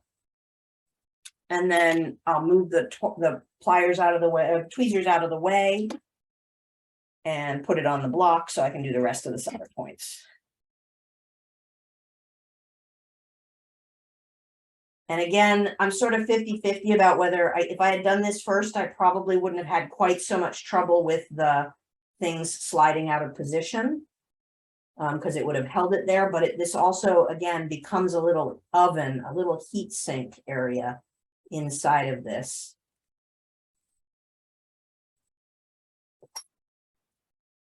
So I've just put my little blob of solder on right up at that top point.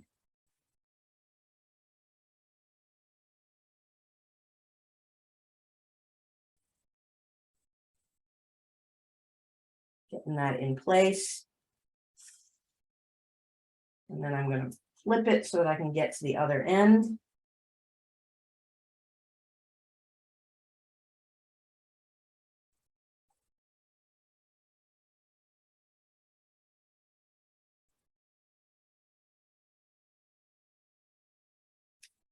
And this one, I didn't put enough solder down, so I'm going to get it to the other side. You want to make sure that your solder is actually flowing along the V on both halves so that it's touching the bearing on both levels all the way around.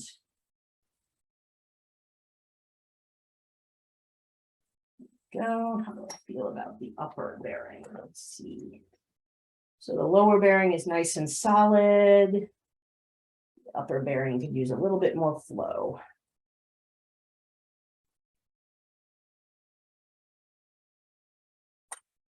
A little lump of solder in there. There we go. Okay, so we now have our little ship with its little front prong there and two little side prongs. Going to quench that. Pretty decent recovery from having gone out of sync. And we'll have a lot of polishing and cleanup and trimming on this. Let me pop that in the pickle. Again, if you're having a hard time using the tweezers for that one, no worries. Push the V into your block and position the bearings into the point of the bearings into the held in place block.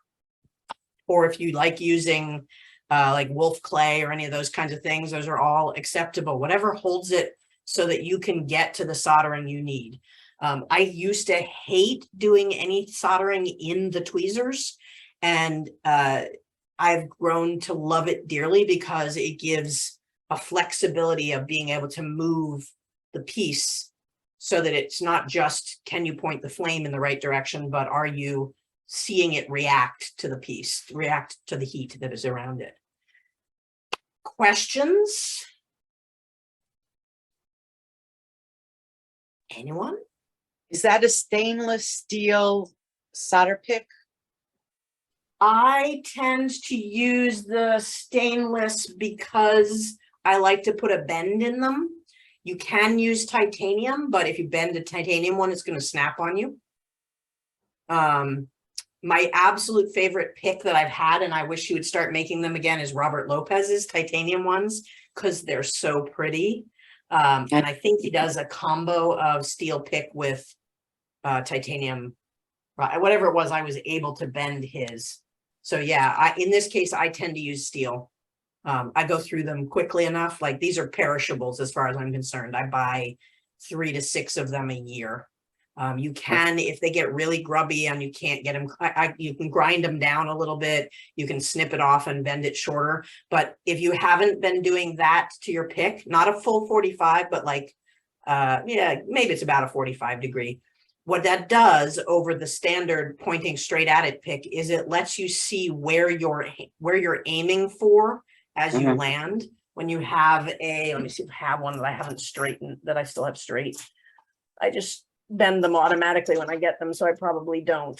Yeah, I don't have any straight picks right now. But if you have a straight pick and you're doing the pick soldering, you're aiming down for something, whereas if so, you're like landing on something instead of moving something into position. This is a little bit more surgical of an action. So try the bend, you'll like it. Okay. And also some of the brands, I think this is Pepe, some of the brands in theory you can get replacement tips for, they just unscrew. But I think the shipping cost of getting the tips, I think, is about the same as buying a new pack of them. I hate that we have that kind of a perishable world, but that's the way it is. Okay. Questions about what we've done on the prong set? Okay, this one's a fun one. I hope you guys, even if you haven't really worked with pairs, this is a nice like stepping stone to somewhat fancier settings. You know, I find them easier than the squares for sure, squares and rectangles. I'm a big fan of marquee and pear shapes as accent stones. And so once you get the feel for this, you can do a lot of combination things. And this idea of combining sheet prongs with other conditions. It doesn't have to be a faceted stone. It can be on a cab. It can be one of the things that I cover in the Bezels Less Ordinaries. We're going to talk about unusual cuts of stone, especially raw edge stones, where you use a blend of a bezel wall, a partial bezel wall with prongs combined on it. And that's done on a lot of cabs, fancier cabs. So the idea behind, like, I think Pear is that happy, you get to try a little bit of everything, sort of smorgasbord of this kind of prong setting. And it's a great learning layer for you. So if you don't have any good size pear shaped stones, go out and buy some. Any other questions on that one, or do you guys have the energy for me to at least start the marquee version of this? Marquee? Yeah. I have arguments against marquee. No. Okay. So on marquees on the book, we are looking at page 112. And here is a situation where John does something differently in the formation of his bearings than he did in the marquee bezel setting, step bezels in particular, rather. In this one, he's proposing that we cut the two halves of each, the two sides of each bearing separately. Whereas on the other one, we were making a seam line, we were filing a seam line and bending it into shape, I believe. And so I don't know why he does it differently here. I still, when I do my daily practice, I'm still going to do these without cutting completely apart at the center. I would still treat it more like we just did the pear, and I'd be making a slit, but not a full cut at the bottom and doing this. But we're gonna try it and see if it brings us great solder lines, because I think maybe the point of it doing it is literally the point of doing it is that we get cleaner, crisper points for each end of the setting. So where did I put my marquee? I was going to do this with a cabochon. Did I not have a faceted? Hang on a second. I want to check and see if I still have a faceted marquee, because it's easier to see some of the challenges on the faceted one. So I may have used it for something else. Ooh, I have another big marquee.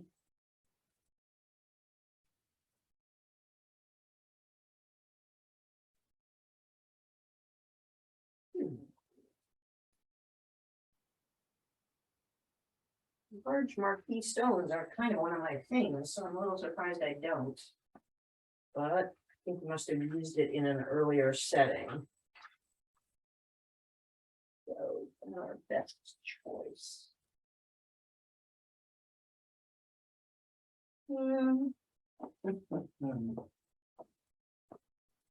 Maybe we switch gears and we'll do the marquee next time, and I'll see if I can find one in my other stones. And we will do a cushion cut, which is essentially doing the square setting that's on page 113. And this is going to be a little on the fly because I did zero prep for this one. But I have a nice stone, so we'll see what we can do. I think this is called a whiskey quartz. It's got a gorgeous color. Oh, I'm not showing you what I think I'm showing you. So cushion cut. Could be more of a square. Cushion cut is always going to be a little bit healthier of a stone than a straight edged piece, because it's less likely to chip off the corners by a little bit. But the same principles are going to apply to what we've been doing, because it's a faceted stone. We're going to be making our two frames. And then in this case, we're going to do these all with sheet prongs, just so we get that. We don't have to. We could do these with wire prongs as well. And one of the things about if we were doing it with wire prongs is, would we do 8? Would we do the corners and leave these corners hanging out? Puts a little more risk to the stone, but also looks kind of cool. Or would we do a prong that comes over each corner, which kind of hides the shape of the stone a little bit and is a little riskier, just like when we did corners on our bezel set, we would be using a ball burr in the prong to carve in a little echo chamber, a little hollow that the corner of the stone would sort of rest in the air instead of pushing right up against the metal. So we always have to think about that in our corners. And we will be doing a ball bearing, a ball burr in our V that we just put on the end of the pear setting too. Sorry, the teardrop point is going to need burring out. So for this one, let's make a square frame, and he's got some good tidbits for us on page 114 about, and they look like little bits of bamboo in the pictures there, about making this frame a little bit at a time. But in this case, he's doing it with, he's doing sawing more than he's doing filing. So he's counting on fairly minimal gouging of the metal and shaping it as we go. Now I'm going to see, this is a nicely sized square. I'm going to see if I have a mandrel that comes close. Oh, yay, I do. So whenever there's a mandrel available as your starting point and the stone is well cut enough to make it so, start with a mandrel because it'll make life easier. So I'm going to start out by measuring my dimensions so that I know what I'm aiming for.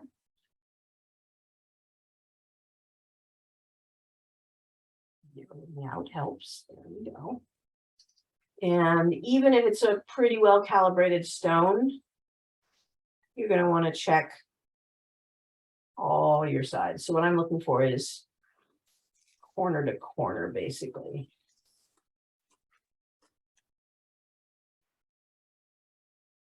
This is a really well calibrated stone.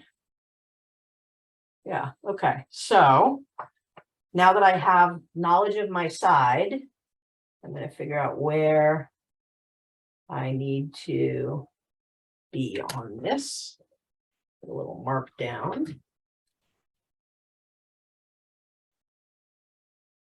So that's the max height. I mean, the max dimension that I'd want, because I need this to rest just on it. And part of the trick with the prong, with the wire prongs, is we don't have as much leeway as we do, excuse me. Part of the trick with the sheet prongs is that we don't have the same level of leeway we do to have the prongs stick out a little bit and come back over, because the sheet is going to have to abut our stone very precisely.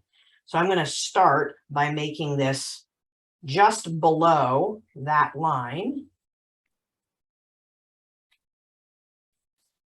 And knowing that I'm working on a square mandrel, but I have a cushion cut, so I need to account for a little bit of curvature.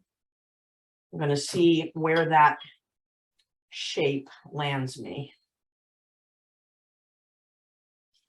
Too big by a fair amount, so I need to go smaller by another millimeter or two. I'm going to just snip this off instead of making you guys wait while I straighten things, since I've got the material.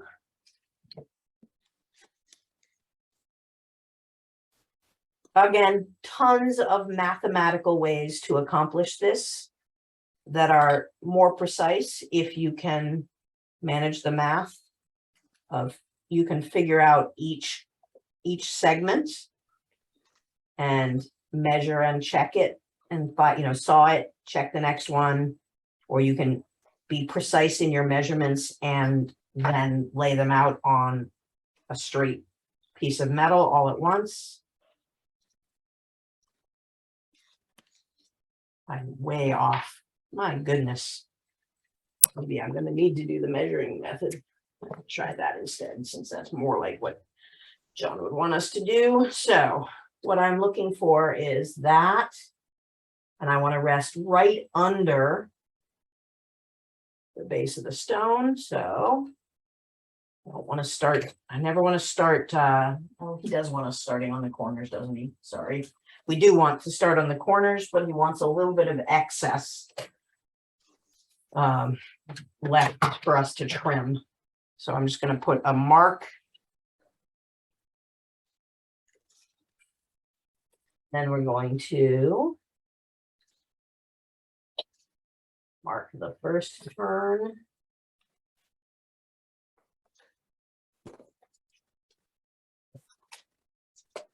I'm going to saw a smidge in. Make that bend.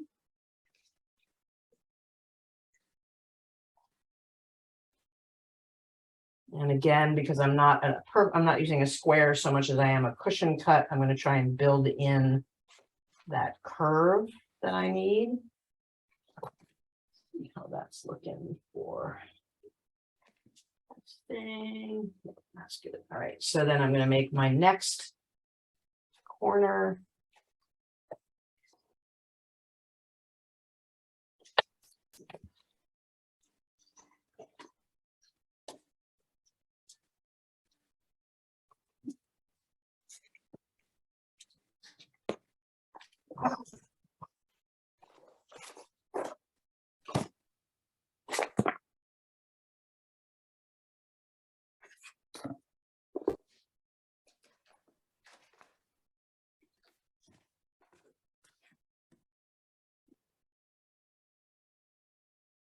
This wire is very annealed.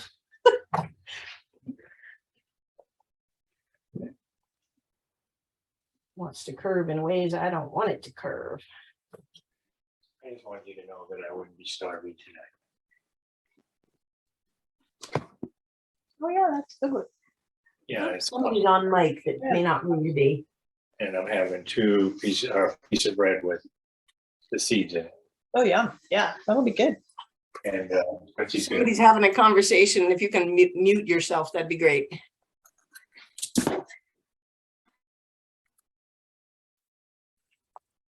All right, so let's see, one more turn.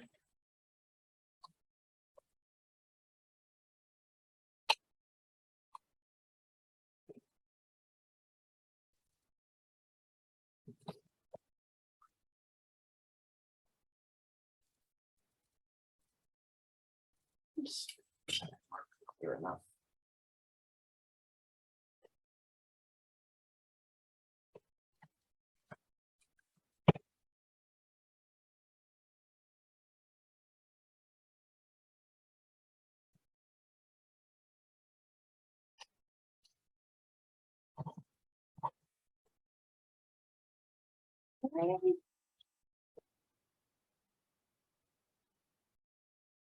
Then, and you'll notice that I'm still trying to keep that little bit of the curve in there.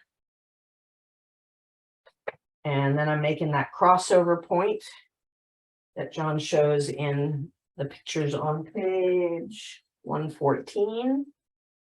I want to make sure that I'm in close enough. And then I'm going to snip off my excess just so it's out of my way. And that's going to be a fairly solid size for my outer or my upper bearing. And does he want us cutting these? He wants us snipping them at an angle, I think so. Yeah. So just like we did with the sawing before. Now I can mark these better before I do that, or else I'm going to regret it, I can tell.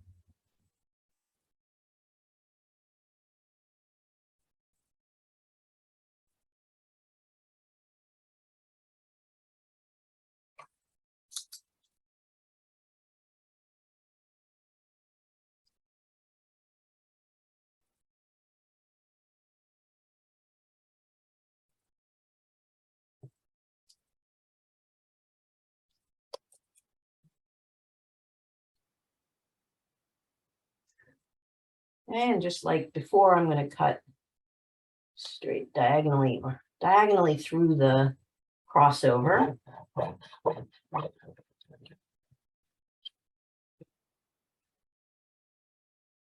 Get a clean solder point. We're going to solder that first one. There we go.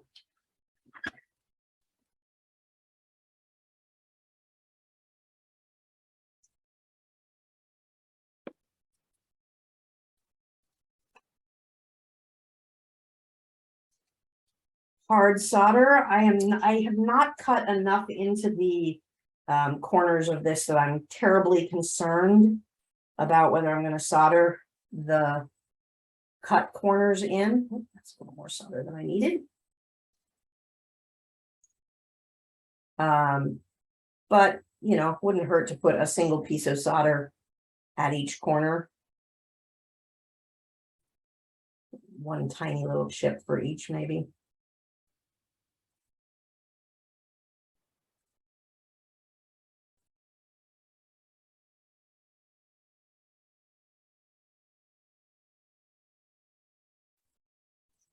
Another thing to remember is we don't have to do these with round.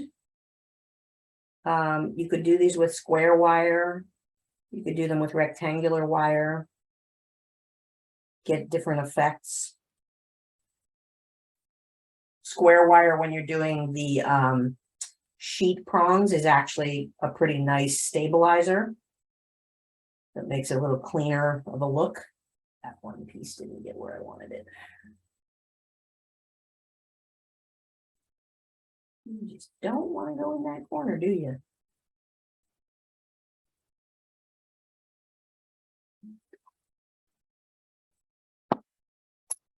Okay, number one. Need to do a little shaping on that.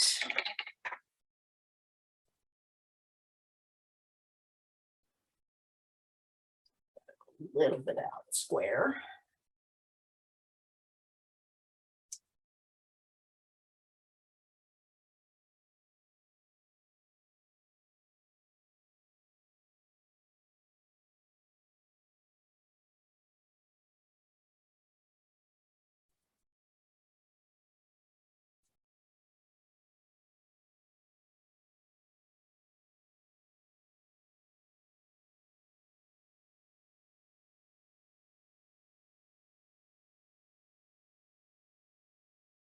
I'll take down the bit of solder at the corner that I connected them at.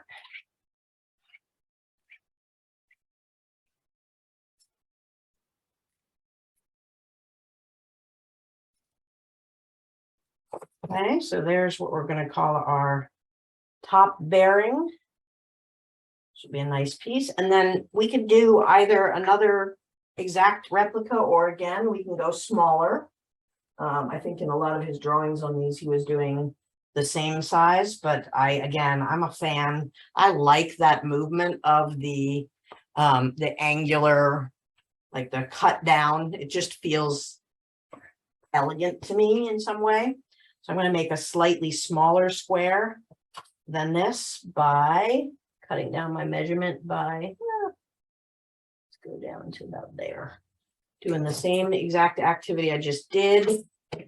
So I'm putting a little bit of excess on the end as my starting notch. That's going to get trimmed off. And then from there, making my first mark. I know John has the proficiency to sit there and just lay them all out. I personally am so bad with measuring that doing one at a time is always going to be healthier for me. I just find that can't quite get it where I need it to go if I do all of them in a row. I was never good at math, and now I have to be. With all this gem setting and everything, you know, it's like. Yeah, I mean, as you can tell, I try to avoid the math portion of it as much as possible. But sometimes it's magical. And that's why I go looking for tools like that layout tool that I found for you guys. Like sometimes there's online technology. I'm good with technology. I just don't want to be doing math on the fly. Mm-hmm. I don't know what it is. So I'm good with numbers. I do a lot of data analysis. That's what I get paid for in the day job. But Okay. if you want me to do numbers and words on the same day, if you want me to like write a presentation or a story or something, it cannot be on the same. I can't do them. I can't just switch back and forth. I need to be doing one or the other on any given day. And I think that's where my creative brain sort of balks at the whole doing the math while doing the creative. I don't know. Just funny because Well- my earliest career was in technical theater where you had to do a whole lot of measuring and precision sawing. Well, going back to the whole thing about design, it's the whole thing, right? You know, it's like when you pre-draw your design before you make it, you have an idea. Yep. I guess I sort of look at the math that way as well.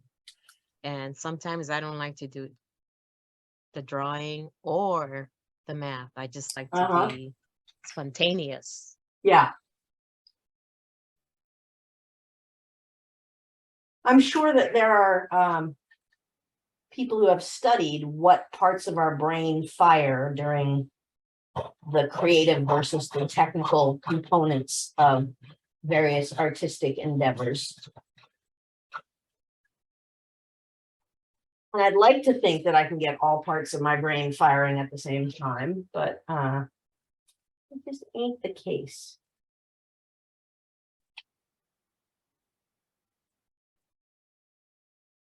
One of those sides is a little long. Let's try that crossover again.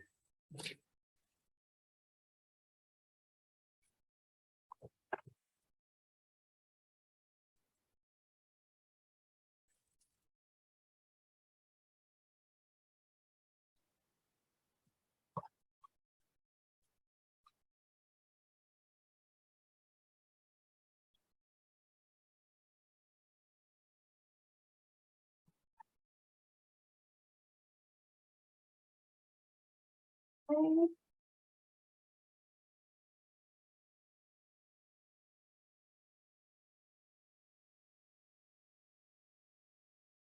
All right, back on over, get this one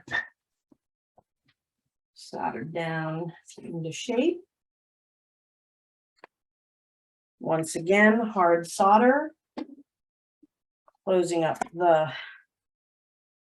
main gap, a good amount of solder, and then just a little tiny smidge for each of the other corners where I sawed in, just to give them a little strength.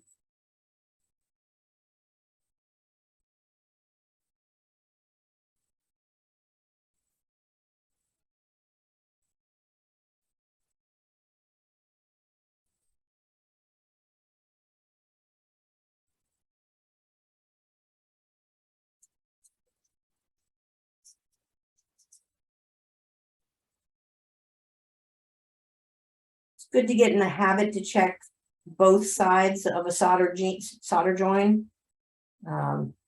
Especially if I'm doing chains, I really find because I'm trying to keep so light a touch on the amount of solder I use, I find that I don't always get full flow through to the other side. And it's going to suck to find that out later in the process. Okay. Go with bottom of our 2, and we're going to reshape that a little bit. Okay. Curve. Just coupling.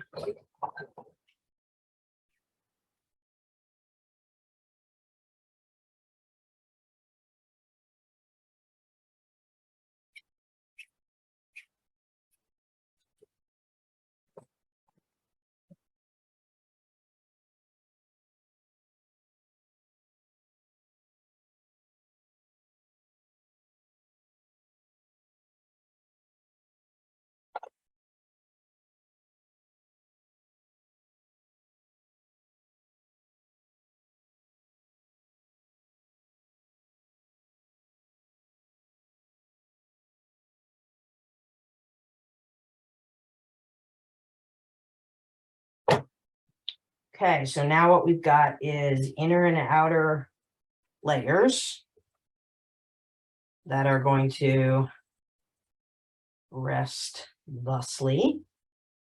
Again, we're going to need to make sure we gap enough, and this is a good example of a nice tall bezel. So I'm going to need to make a considerable gap between these two. in order to not have that coulette point through. Right? And that means that we're gonna have to have higher than a 1/2 inch, because if I went with just, well, the 1/2 inch might, no, that's cutting it close. Because I want, and so I need enough that comes up and over for doing the actual setting, and I need enough that it goes down below so that I don't lose, that I don't hit the coulette anywhere. So I'm going to need to dig out a slightly taller strip, and I'm going to choose to go up to a 22 gauge on this. This is a fairly big stone. And I don't know John's directions default us to 24, but I suspect that's for slightly smaller material than we've been working with. So I'm going to go 22 gauge.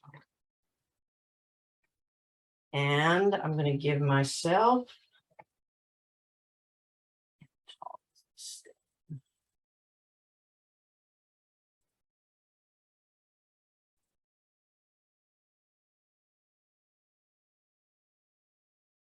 I'm going to go about 14 millimeters. Give or take. And I can just, take a strip of this because I'm going to be making small sections of it.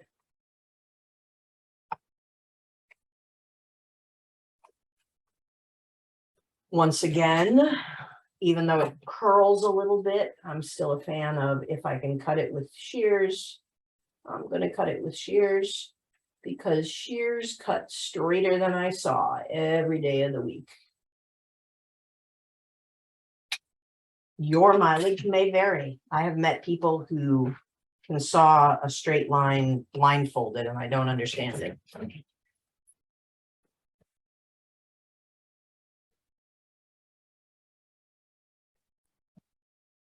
Okay, we're gonna, just like on the other one, make sure that we've got a nice square corner end to start from.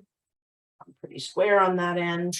And then we need, again, he's got measurements in the book specific to what he does of 2 to 3 millimeters. But what I need to know is, how far do I want this coming out around the corners of the stone?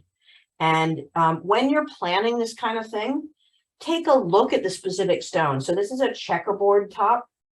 And there's a sort of a specific layout of the cut of the facets, that where it runs to the edge, it's not quite the same as in a more traditional cut, where they sort of get long and angular.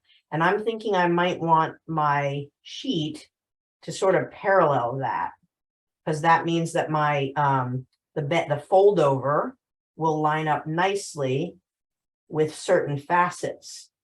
So collectively, I want my material to be wide enough that it folds across that kind of corner, or I want to go a lot narrower and hit only a single facet, in which case I'd get just itty bitty little wraparound on the corner, and I'd hit the first facet and the first facet. Yeah, let's try for that one. That's a nice delicate look. You'll hit the first facet on each. So give consideration to the stone that you're setting, both in terms of what's going to give it the support it needs, what's going to hold it in place. And that's a combination of how heavy is our material, what metal are you working with, what kind of setting is it, what kind of rough housing is it going to get? Is it being worn as a ring? Is it on a pendant? All kinds of factors that go into how much durability you need your setting to have.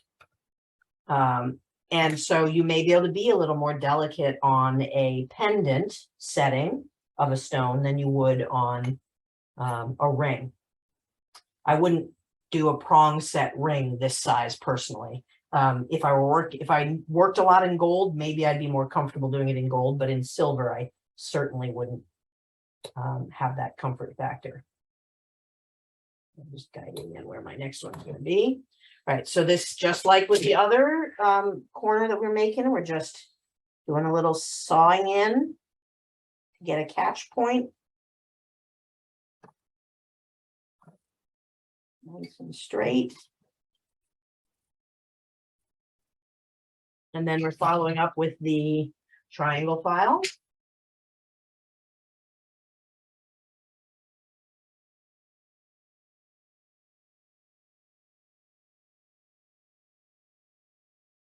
which again, we always flip. So we're getting our filing a little bit from each side. And we're aiming for that halfway to 2/3 of, oh my goodness, stop slipping on me, little guy. Halfway to 2/3 of the way through.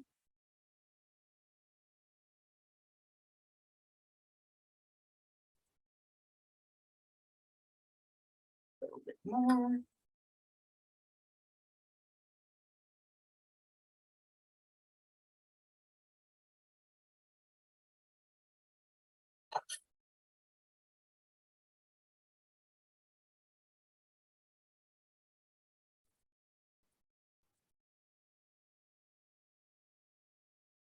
Wow, that was way off track. Let's see if this can fold.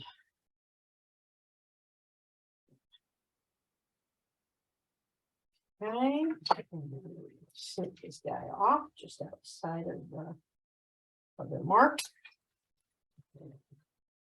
And let's see what this is going to look like if we put it around the corner. So this is a good point when you're making your first one. It's a good point to say, is that really enough material? Is that going to hold down? Am I comfortable with that? Or does my design merit something more consequential? And remember, with these prongs, if you go heavier, we can still apply the principles we learned on our bezel setting chapter, which is that if we're going with a thicker gauge, we can file down the top at a bit of a V so that we have less material to push over, but we still end up with a good solid look. So there's two ways to achieve the look of heavy material. One is pushing more material over, so it goes further onto the stone. And the other is to start with something more consequential, which this, if I were designing this for a large piece, I probably would still go even heavier than the 22 gauge, but I think I'm going to stick with this for now. So I'm liking that level of delicacy. It would have a very different feel if I went one facet further out, because there would be very little gapping in between. So we're going to make the set of those. Now that we've got this one, this first one, I'm going to just square up my end again, make sure that I am in fact actually square.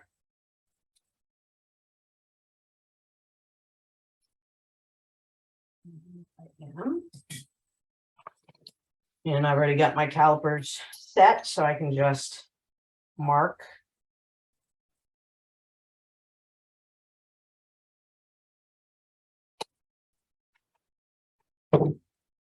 Saw.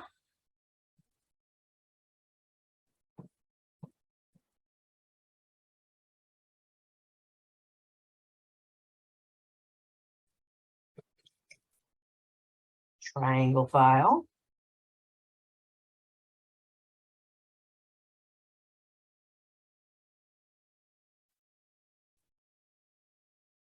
Reversing it.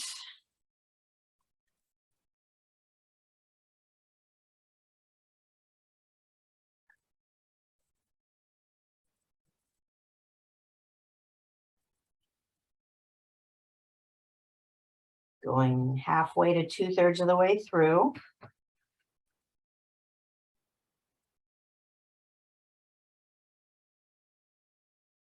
Using my parallel jaw pliers. And again, pushing the metal to the pliers, not the other way around. Square it up if I need to.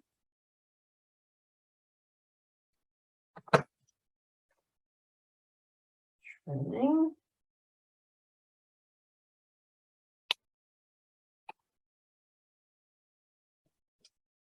Again, if you're more comfortable sawing, by all means, do these cut steps with saws instead of with the shears. Just hammer that one a little bit because it's finicky about staying flat.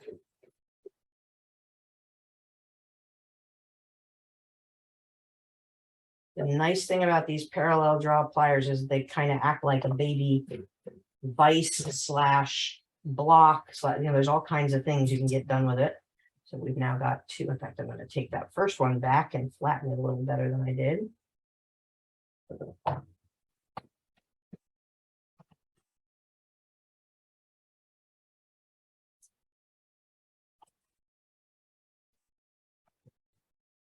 Okay, so now we got two corners.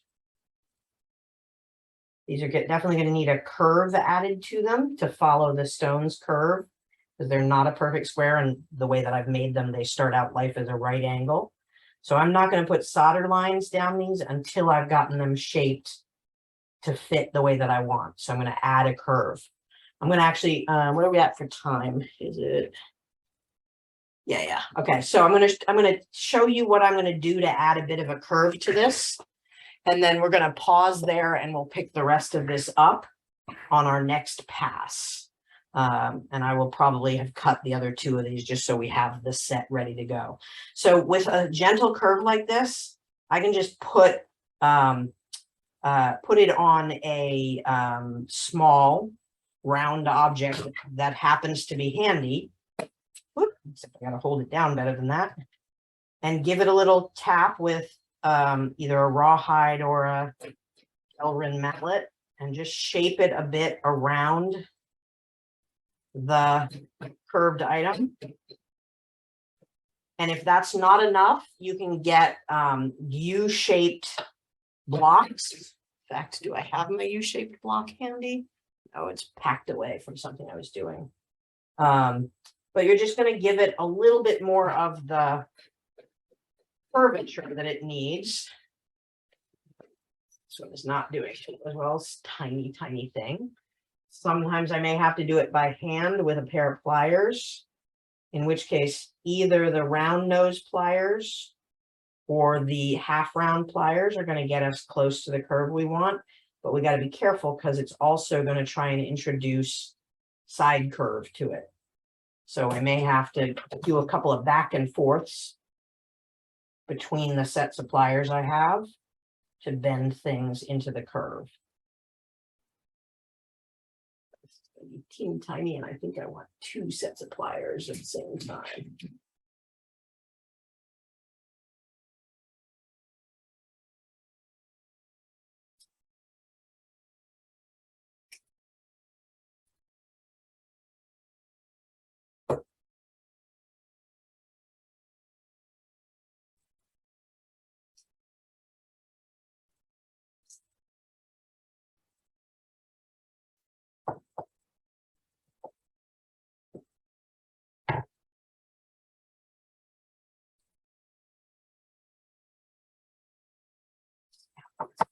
Shape. Much better fit to the corner. So what I'm aiming for is my slot there where it's fitting in, just barely wrapping around the stone.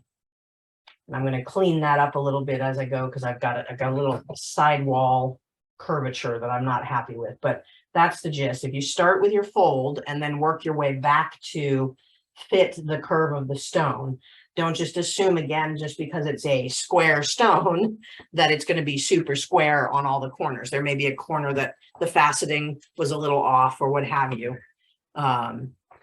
So prep for the specific stone. These aren't things that you're going to be able to make generically unless you find a damn fine precision stone cutter who gets you every stone exactly the same size. And if you find that person, please tell me who it is, because I would like to meet them. No, most of the ones that you're going to find that are that consistently precise are going to be machined. They're not going to be hand cut. So you're working to each individual stone is what it comes down to. Oh, I want to pull out of the pickle before we wrap the other ones so we can see where that's going from here.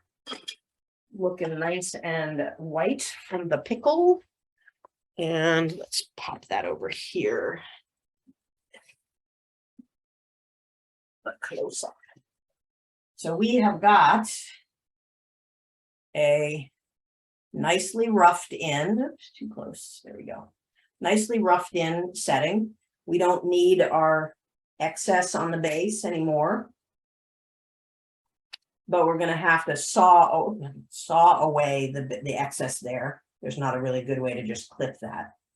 So we've got a fairly decent start to our setting, and we've got lots of excess that we're going to trim off. We're going to treat the front end when we go to set this next time, assuming I can get it cleaned up before then. We're going to do the ball burr in here right at the point so that our stone doesn't push up too hard against the tip. And we're gonna do what we learned on last session with the cutting in of the prongs. Either if I decide I want to try it, I might try it with the heart burrs, or we're gonna more likely do this by hand filing to get the positions we need. And sanding and filing and cleaning it all up, and we'll trim down this. I think I like that one that he does where he cuts back at an angle so that you got two prongs that sort of V over the top of the stone. I want to try that one, I think. And we'll clean up this excess and do a lot of sanding and filing and be able to set that stone. So I'm pretty pleased with that, especially given the challenges we had for getting it sized equally all the way around. Again, that remember, looks you can, really, if really you're having cool. those kinds of challenges and you know it, you can plan ahead and take a little chunk of wire, or you can take binding wire, or you can take pins, the T-pins that come in various thicknesses these days, and you could set it up so that between your two, you've just got those positioned, but that would be a much smaller height. And what it does is it acts as the stopper if you're trying to put your two levels at a certain height. Whoop, I'm too far out of camera for that action. So by putting it between and letting the layers rest on each other, show you with just one, it gives a guaranteed gap as you're soldering that second one on. The problem is it's super easy to overheat whatever your steel thing is and get it engaged and soldered to your piece, or melting and fusing to the piece. So just use it judiciously. You could also use pencil leads, which are very hard to solder to things, but they're also going to roll around on you. So if you can get in the habit of just using the little notches you built into your tweezers, you'll be in better shape, as long as you don't start talking to somebody and push one out of the way like I did. So that's our setting for today. Questions, gang? Would little tiny strips of titanium? Yeah, Work? I would be interested to see how that would work. And then you can get that in different thicknesses, so you might actually get a lot of mileage out of that. I don't have strips of titanium lying around, so maybe I should get some and play.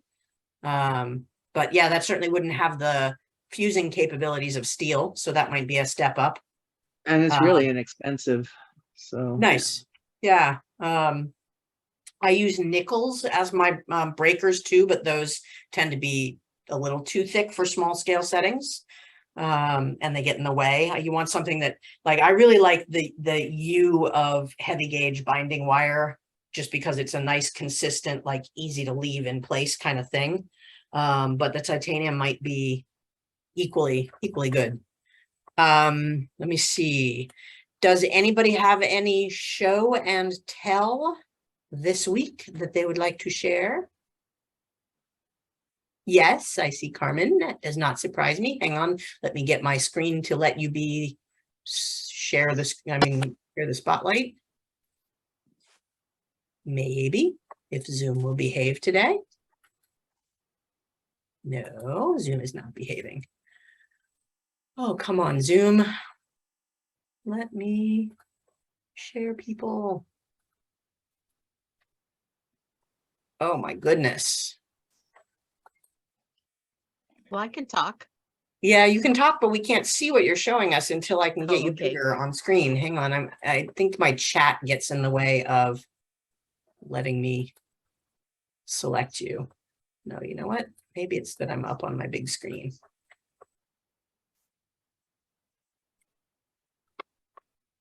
Sorry, guys. You'd think after 16 weeks of it, or 16 sessions of this, I'd be able to move things around a little better.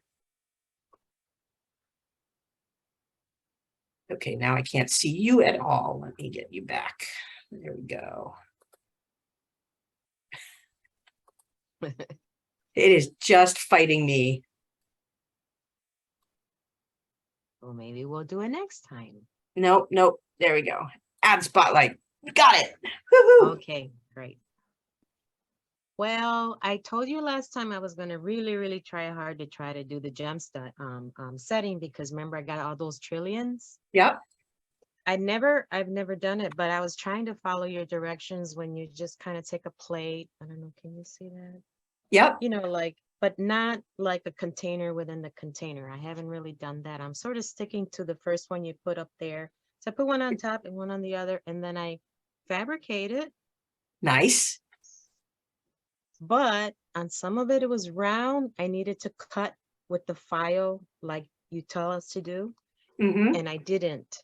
But I just was experimenting. But I ended up with 2 rings. Hot damn. Mm. Look at those. Those are gorgeous. Thank you. Very cool. Gorgeous. Very nice. Very So pretty. your challenge on the curve was that you hadn't cut far enough in to get the bend to the triangular shape that you wanted. So you were fighting yourself too much to make the curve, right? Yeah, because it's a trillion, but at the same time, it's got a little belly. Little belly, Yes. little belly, little belly. So not Yeah. only are you dealing with the straightness, you're also dealing with the little belly. And so I kind of had it here, and in one of it that I decide not to go in there. I'm gonna go for it, I said, and but that helped, having the little belly. Yeah. And then I broke one, and then I took it out and I put another one. But what I did do is I went in there with the tiny, tiny little saw, like in the Boca set, to go in there. Yep. And then it worked. I didn't even have to solder it. I like really hammered it and hammered it. Nice. So I'm I really can tell you happy. that- Those 2 rings now. Yeah, that's impressive. That's beautiful. And those stones are just gorgeous. The colors on them are to die for. Oh, thank you. I can tell you on trillions, my most used tool is the half round plier pair. And what I do is once I've got my corners sawed and filed in, I then I do a twist action with the half round side on the inside, where I tuck it into the corners and I torque towards the center, so that what's happening is it's bowing out into the curve that I want. So I'm pushing from the inside of the triangle. And then after that, I go into each of the corners and I squeeze at the corner so that the points where they might have been sort of squared up points, the points are forced to follow that curve. And then it's a little back and forth dance to get the cleanup done that you need. But great. Yeah. And what you're talking about with the belly, some of Mhm. that can be solved by sanding or filing down right where the belly is widest Mhm. on the edge of your wall, because as long as you get those 3 corners with it resting on the wall, you're golden. It doesn't actually need the support at the center point. It's not going to slip through as long as you're only taking it out right at that center point on the belly. That and sometimes a ball burr in the corners, which you need to do anyhow for the protection of your corners. But good work. Yeah. That's fantastic. Thank you. Thank you. Nice. Your classes, you're challenging me. Thank you. Anybody else have something they want to show? Nobody? We got a small crowd today. Okay, so the last thing I'm going to do is pop up the various and sundry links that I forgot to put up at the beginning. And I did manage on whatever day I got home last week to put up last session. So you should have up to today, other than today rather, you should have all of the videos available for review on YouTube. Here's my usual pile of links, including 3 shows that I'll be doing.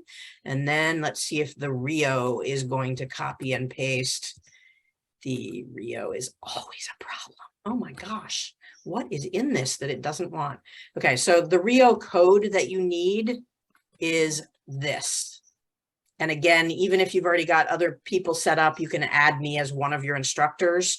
It needs renewing with somebody's code every 6 months. And that'll get you, it may take a couple days to activate, but it gives you the wholesale benefits. So it makes you basically a junior Rio Pro for that 6 months. So feel free to use that. It's not for sharing outside of people that are attending my workshops, but that is there for you. Lovely to see you all. Any last thoughts from anyone? That's gonna look Just welcome back. fabulous. Yes, miss you. Thank you. Yeah. Yeah. All right, Yeah. so we'll see you guys next on the, what is it? The 5th, I think. October 5th. October 5th, yep, and we will finish the finish this cushion cut square setting that we're doing.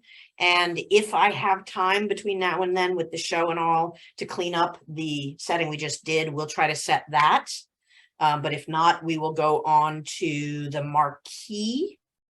And then probably after that, I think we will probably pause our prong settings and skip back to the crown setting that I skipped at the beginning of this chapter. And one of the reasons I skipped it was that I was having a lot of challenges with one of the 2 versions that he does, where he bends the wire, bends the sheet around itself by hand. I got to admit, I'm not going to get it with my hands. I've been diagnosed with fibromyalgia, and I'm trying to be better about my limits. And I'm going to only be able to do the one where we make the conical shape, the conical pattern. But I think that should be enough for you guys to get, because it's really just about how do you get your first form? Are you cutting it, or are you forcing metal into that curvature? So I'm hoping that'll be enough for everybody to get that. And we're going to do a lot of filing as part of that one. So you want your good, delicate, small files for that, especially a nice round file. And some good saw blades, because we're going to, if you want to do some of the fancier versions of the crown setting, the thing is you're slicing a part of it after you finish it and doing some filing and then soldering it back on like you do. That's what the pros do. So we'll see how that goes. All right, gang, have a lovely evening, and I'll see you in a few weeks. Thank you. Thank Thanks, you. Rachel. Great class. Thanks. Yeah.